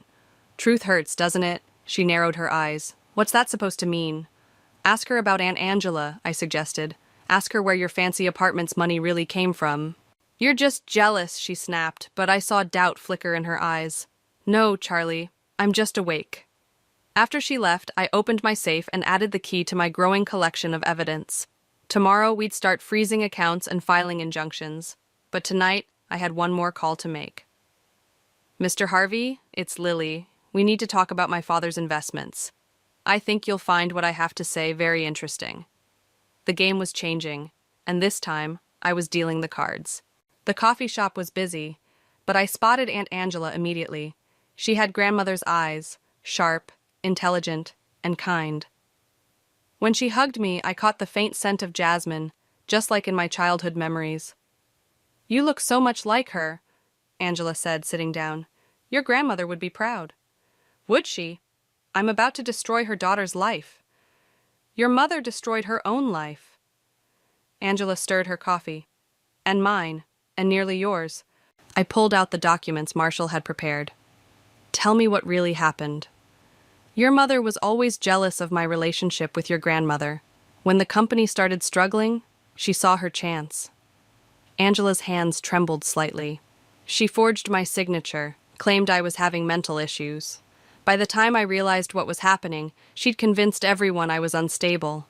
And Father? Brian was weak, still is. He knew what she did but chose to look the other way. She reached into her bag.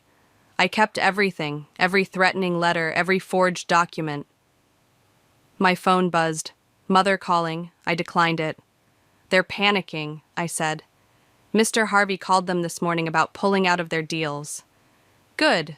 Angela smiled grimly. How's Charlie taking it? She's confused, angry.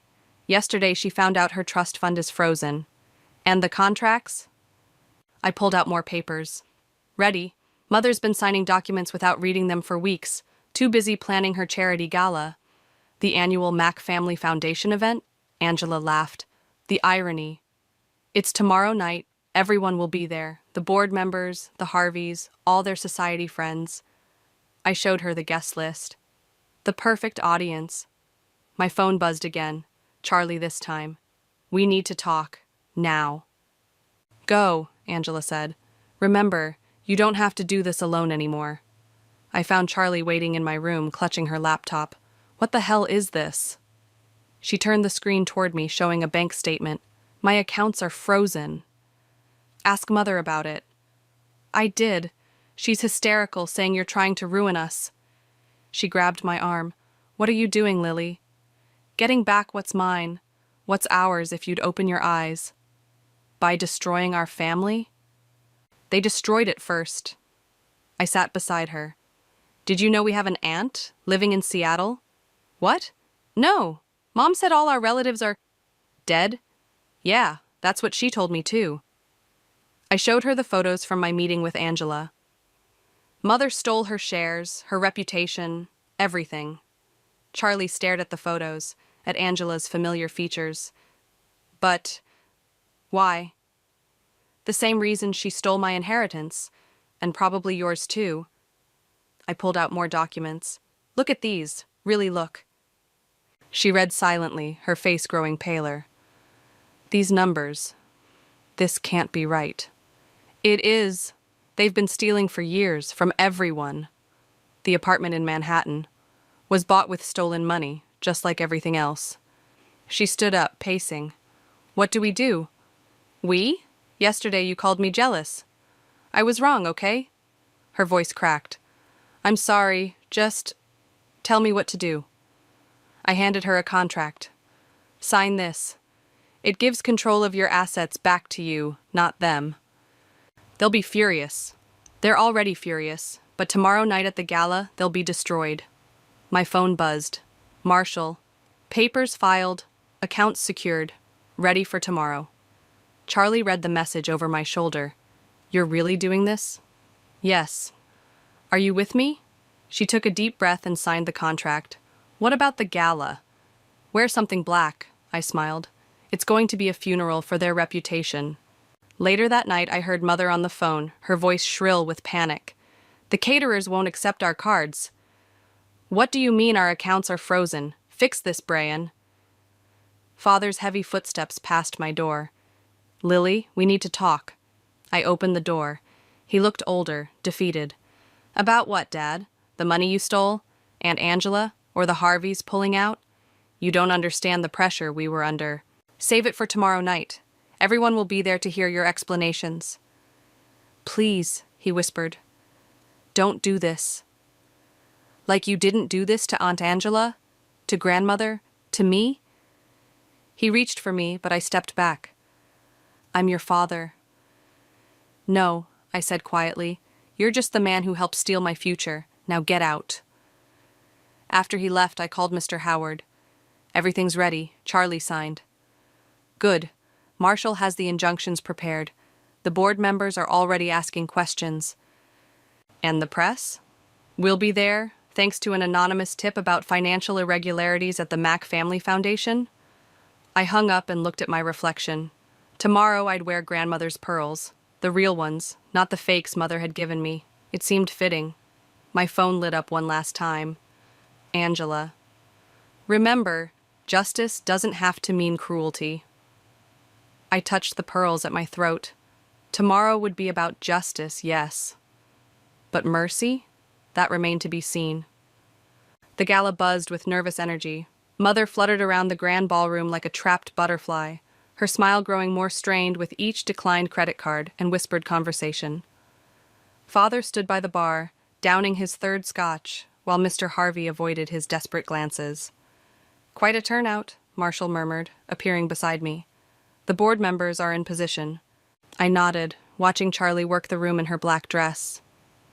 She was doing her part perfectly, dropping subtle hints about financial concerns to all the right people. Your mother's looking for you, he added. She's figured out something's happening tonight. Let her look. I smoothed my grandmother's pearls. Is Angela ready? In the lobby. She'll enter when you give the signal. Mother spotted me then, cutting through the crowd like a shark. Lily, where have you been? The Harveys are acting strange, and the caterers are demanding payment up front. Maybe because our accounts are frozen? I suggested innocently. Her perfectly made-up face paled. What did you do? Nothing yet, but it's coming. I gestured to the gathering crowd. You might want to prepare yourself. You ungrateful little... She grabbed my arm, but I pulled away. Don't make a scene, Mother. You've got enough problems tonight. Philip Harvey approached, his usual arrogance replaced by barely concealed panic. Mrs. Mack, we need to discuss the investment situation immediately. Not now, Philip, she hissed. Yes, now, his voice cracked. The SEC is asking questions about all of us. I left them arguing and found Charlie by the champagne table. How's it going? Mrs. Peterson from the board nearly fainted when I mentioned the audit. Charlie sipped her drink. Dad's lawyer just arrived. He looks terrified. Good. I checked my phone. A message from Mr. Howard. Press is outside. Ready when you are. Mother clinked her glass for attention, her voice artificially bright. Welcome, everyone. The Mack Family Foundation is so proud. Actually, I cut in, stepping onto the small stage. I think it's time for a different speech. The room fell silent. Father started forward, but Marshall blocked his path. For years, I continued, this foundation has represented wealth, privilege, and charitable giving, but it was built on lies. I nodded to Marshall, who began distributing folders to the board members. What you're receiving are copies of bank statements, forged documents, and proof of systematic fraud orchestrated by my parents. Gasps rippled through the crowd. Mother lunged for the stage, but Charlie caught her arm. "Let her speak," Charlie said firmly. "They stole my inheritance," I announced. "They stole from the company, and they stole from someone else, someone they told everyone was dead." The ballroom doors opened. Angela walked in, head high. "Oh my God," someone whispered. "That's Angela." Mother's face went from white to gray. Father dropped his scotch glass. "Hello, Malia," Angela said clearly. "It's been a while." The room erupted in chaos. Board members flipped through documents, whispering furiously. The Harveys tried to slip out, but security blocked the exits. "This is ridiculous," Mother shouted. "She's mentally unstable." "No, Malia," Mr. Howard stepped forward. "The SEC has confirmed every document. Your fraud is exposed." "Brian?" Mother turned to Father. "Do something." But Father just stood there, shoulders slumped. "It's over, Malia." "The police are outside," I announced, along with reporters. "The board has already voted to freeze all foundation assets pending investigation." Philip Harvey suddenly bolted for a side door. 2 security guards caught him as he ran. "The Harveys' involvement has also been documented," Marshall added. "No one's escaping this." Mother collapsed into a chair, her perfect world crumbling. Charlie walked to the stage and stood beside me. "We trusted you," Charlie said to our parents. "You betrayed everyone in this room." The next hour was a blur of police statements, reporter questions, and shocked conversations. I watched as Mother and Father were escorted out, as board members huddled with lawyers, as years of lies unraveled in a single evening. Angela found me on the balcony afterward. "You did well." "Did I?" I looked at the chaos below. "It doesn't feel like a victory." "It's justice," she said softly. "Sometimes that hurts more than revenge." My phone buzzed, a text from Father. "I'm sorry for everything." Charlie joined us, her makeup smeared from crying. "The police want more statements tomorrow, and the press won't leave." "Let them stay," I said. "No more hiding the truth." We stood together, 3 women bound by more than blood, watching as the foundation's sign was taken down from the building's facade. "What happens now?" Charlie asked. "Now," Angela smiled, "we rebuild. The right way." I touched my grandmother's pearls one last time before unclasping them. The weight lifted from my neck, but a different weight settled in my chest. This was just the beginning. "Come on," I said to them both. "We have work to do." Behind us, the ballroom lights dimmed on empty champagne glasses and scattered documents. The remains of a dynasty built on lies, finally exposed to the truth. The morning after the gala, I found Father sitting alone in our kitchen, staring at a cup of cold coffee. He looked smaller somehow, his designer suit replaced by an old sweater. "The police took your mother to the station an hour ago," he said without looking up. "She's being charged with fraud." "And you?" "My lawyer negotiated a deal. I'm cooperating fully." He finally met my eyes. "I deserve whatever's coming." I poured myself coffee, the familiar routine feeling strange in our changed world. "Why did you do it? Was money really worth destroying everyone?" "It started small," he sighed. "A little creative accounting here, a shifted investment there. Your mother, she always wanted more, and I was too weak to stop her." The doorbell rang. Marshall entered with a stack of papers, nodding to us both. "The press is camped outside. We should discuss damage control."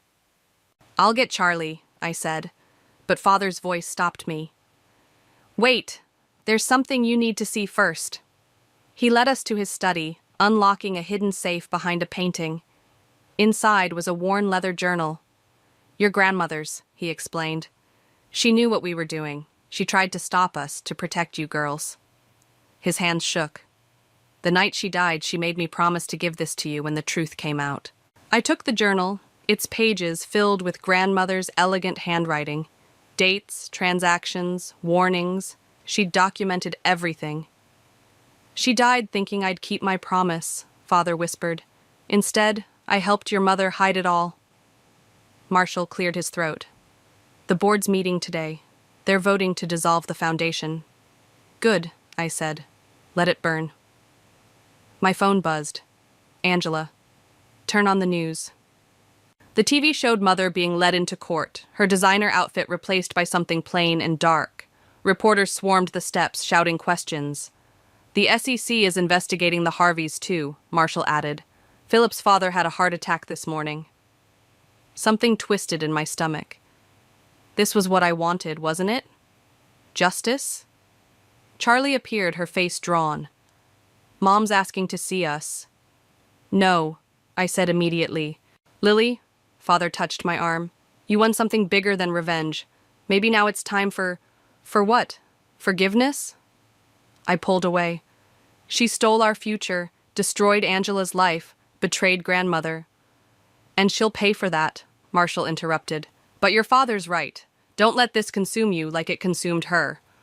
The doorbell rang again. This time it was Mr. Howard, looking grave.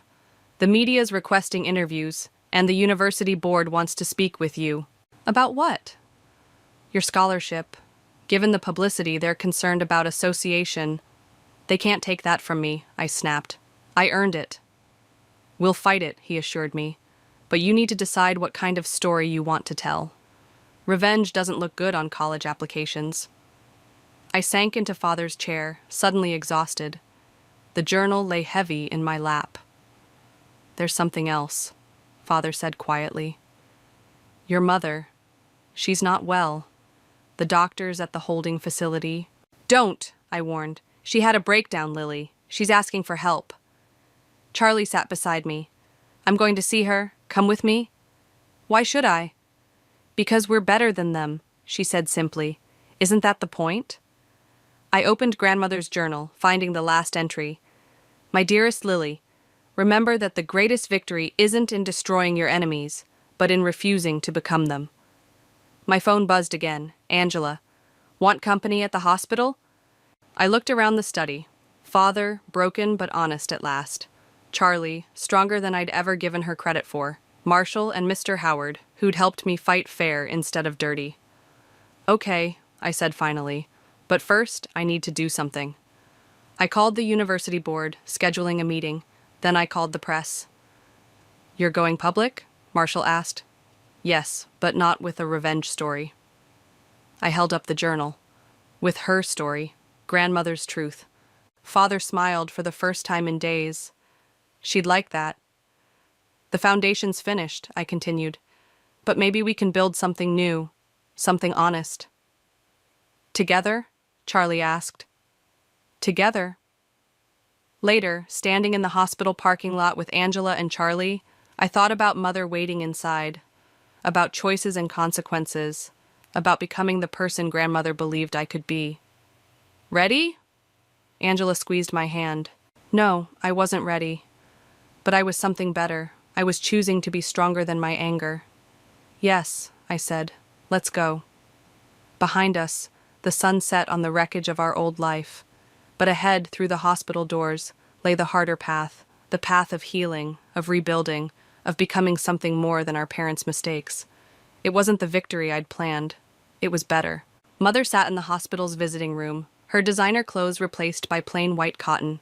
Without her makeup and perfectly styled hair, she looked older, smaller, almost human. My girls, she whispered as Charlie and I entered. You came.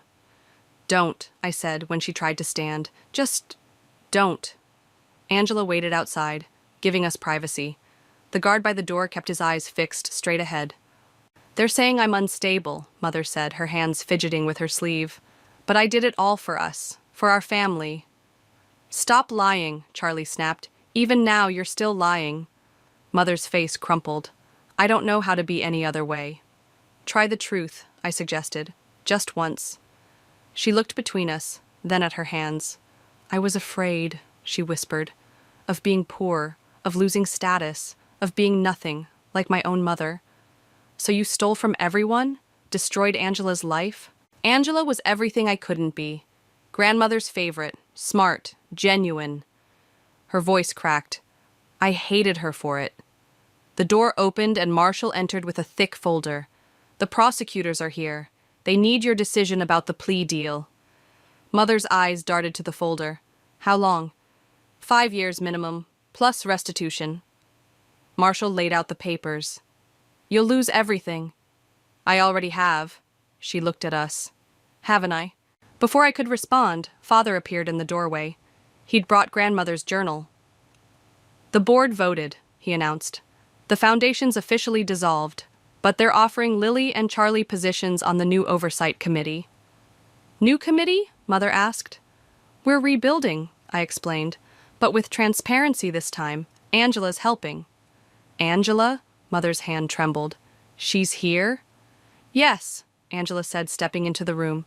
Hello, sister. Mother started crying then, real tears, not the theatrical ones she'd used for manipulation all our lives. I'm sorry, she sobbed. I'm so sorry. Save it, Angela said firmly. Your apologies mean nothing without action. Marshall cleared his throat. The plea deal includes mandatory therapy and full disclosure of all financial dealings. Including grandmother's death? I asked sharply. The room went still. Mother's sobs stopped. What about her death? Charlie asked. Father opened the journal. She knew, didn't she? He asked Mother. About the embezzlement. She was going to expose everything. She had a heart attack, Mother whispered. After you threatened her, I said, pulling out a letter from my bag. I found this in the safety deposit box, her last written words, saying she was afraid of you. Mother closed her eyes. I never touched her. But you caused it, Angela said. The stress, the fear, the betrayal. Add it to the plea deal, I told Marshall. Full confession about everything, or we go to trial. You'd do that? Mother asked. Send me to prison for longer? You sent yourself there, Charlie replied. We're just making sure you face it all. Father stepped forward with a pen. Sign it, Malia. Give them this at least. Mother's hand shook as she took the pen. Will you visit me? That depends, I said, on whether you actually change. She signed the papers. Marshall gathered them quickly, nodding to the prosecutors waiting outside. The press conference is in an hour, he reminded me. Are you ready? I touched grandmother's pearls, which I'd put on for strength. Yes. What will you tell them? Mother asked. The truth, all of it. How you stole from your family, betrayed your sister, drove your mother to her death. How greed destroyed everything. And then?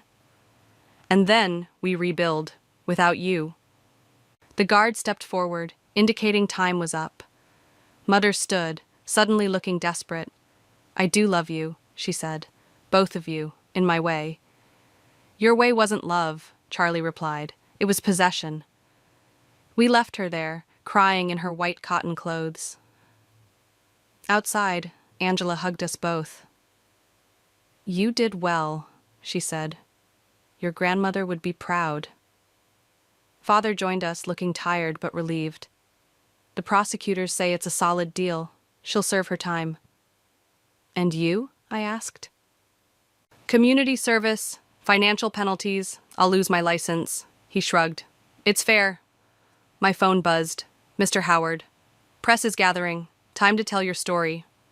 We walked together toward the hospital exit, past the reporters already assembling. Through the window, I caught one last glimpse of Mother being led away by guards. Ready? Angela asked, straightening my collar. I thought about grandmother's words in her journal. The truth isn't always pretty, but it's always powerful. Yes, I said. I'm ready to tell the truth. Behind us, Mother disappeared into the hospital's depths. Ahead, cameras flashed and reporters called my name. But for the first time since this all began, I felt light, free. The truth was waiting, and so was our future. The morning sun streamed through grandmother's study window as I cleared the last of the boxes. Her journal lay open on the desk, its pages now familiar companions. Found something interesting, Charlie called from the doorway, holding up a dusty photo album. Look at this. The photos showed Mother and Angela as young girls, smiling and hugging, before greed poisoned everything. Hard to believe they were ever that close, I said, just as Angela walked in. We were inseparable once, she sighed, taking the album, until money became more important than family. The doorbell rang. Marshall arrived with the final paperwork for the new foundation. The board approved everything, he announced, spreading documents across grandmother's desk. The restoration project is officially ready to launch. She would have loved that name, Angela smiled. Restoring more than just money. Father appeared with coffee for everyone. He looked healthier now, the guilt and secrets no longer weighing him down. The first grants go out next week, he said. All to families affected by financial fraud. The press is calling it revolutionary. Speaking of press, Charlie held up her phone. Mother's interview is airing. We gathered around the screen, watching Mother in her prison uniform. She looked different, humbled, maybe even genuine. I destroyed my family for status, she said on screen. I lost everything that actually mattered. Do you believe her? Charlie asked softly. Time will tell, Angela replied. Change is possible, but it has to be earned. My phone buzzed. Mr. Howard. University board meeting in an hour. Big announcement. Go, Angela urged. We'll finish here. At the university, Mr. Howard met me outside the boardroom. Ready to make history? Inside, the board members sat expectantly. The chairman stood. Ms. Lilly, he began, your story has inspired changes in how we handle financial aid and scholarship protection. We'd like you to head our new Student Financial Rights Committee. I thought of all the students like me, vulnerable to financial manipulation. Yes, I'll do it. Back at grandmother's house, I found Charlie and Angela in the garden, planting roses, grandmother's favorites. How'd it go? Charlie asked. We're expanding the mission, I said. The foundation will partner with the university. We're creating safeguards for student inheritances. Perfect, Angela nodded. Protection and education together. Father called us inside. Marshall had more news. The Harveys are cooperating, he reported. Their testimony exposed 3 more fraud rings. The SEC is calling it a domino effect. And Mother? I asked. Starting therapy, actually participating. He hesitated. She asked to contribute to the Foundation's mission, wants to share her story as a warning to others. I touched grandmother's pearls. Let her earn it first. The doorbell rang again. This time it was a delivery, a package from Mother's prison. Inside was her old Cartier bracelet, the real one, with a note. I kept the real one for myself and gave you a fake. It's time to make that right. The first of many wrongs to correct. Mom. Well, Charlie said, it's a start. We spent the rest of the day planning the Foundation's launch. Angela's legal expertise, Father's business connections, Charlie's social media skills, everyone contributing to build something honest. As sunset painted the study golden, I sat at grandmother's desk, feeling her presence. We did it, I whispered, touching her journal. We restored what matters. Not just restored, Angela said, overhearing. We built something stronger. My phone lit up with a message from the prison chaplain. Your mother attended her first reconciliation meeting. She talked about you, about pride and regret, about hope. Hope. Not revenge, not victory, but hope. For change, for healing, for second chances earned through hard work and truth. The roses are blooming, Charlie called from the garden. Come see. We gathered outside, watching the sunset paint grandmother's roses gold. The thorns were still there, but so was the beauty, like our family, scarred but healing, complicated but real. To grandmother, Angela raised her coffee cup, who taught us that the greatest inheritance isn't money. To truth, Father added. To restoration, Charlie smiled. I looked at my family, broken, rebuilt, stronger. At the house where secrets once festered, now filled with light and honesty. At grandmother's roses, thorny but blooming. To real love, I said, the kind that's earned, not bought. The setting sun warmed my face as I added Mother's bracelet to grandmother's jewelry box. Inside, the fake one lay discarded, a reminder of who we were. But the real one shone beside grandmother's pearls, a symbol of who we could become. Not perfect, not easy, but real. And that was the greatest restoration of all.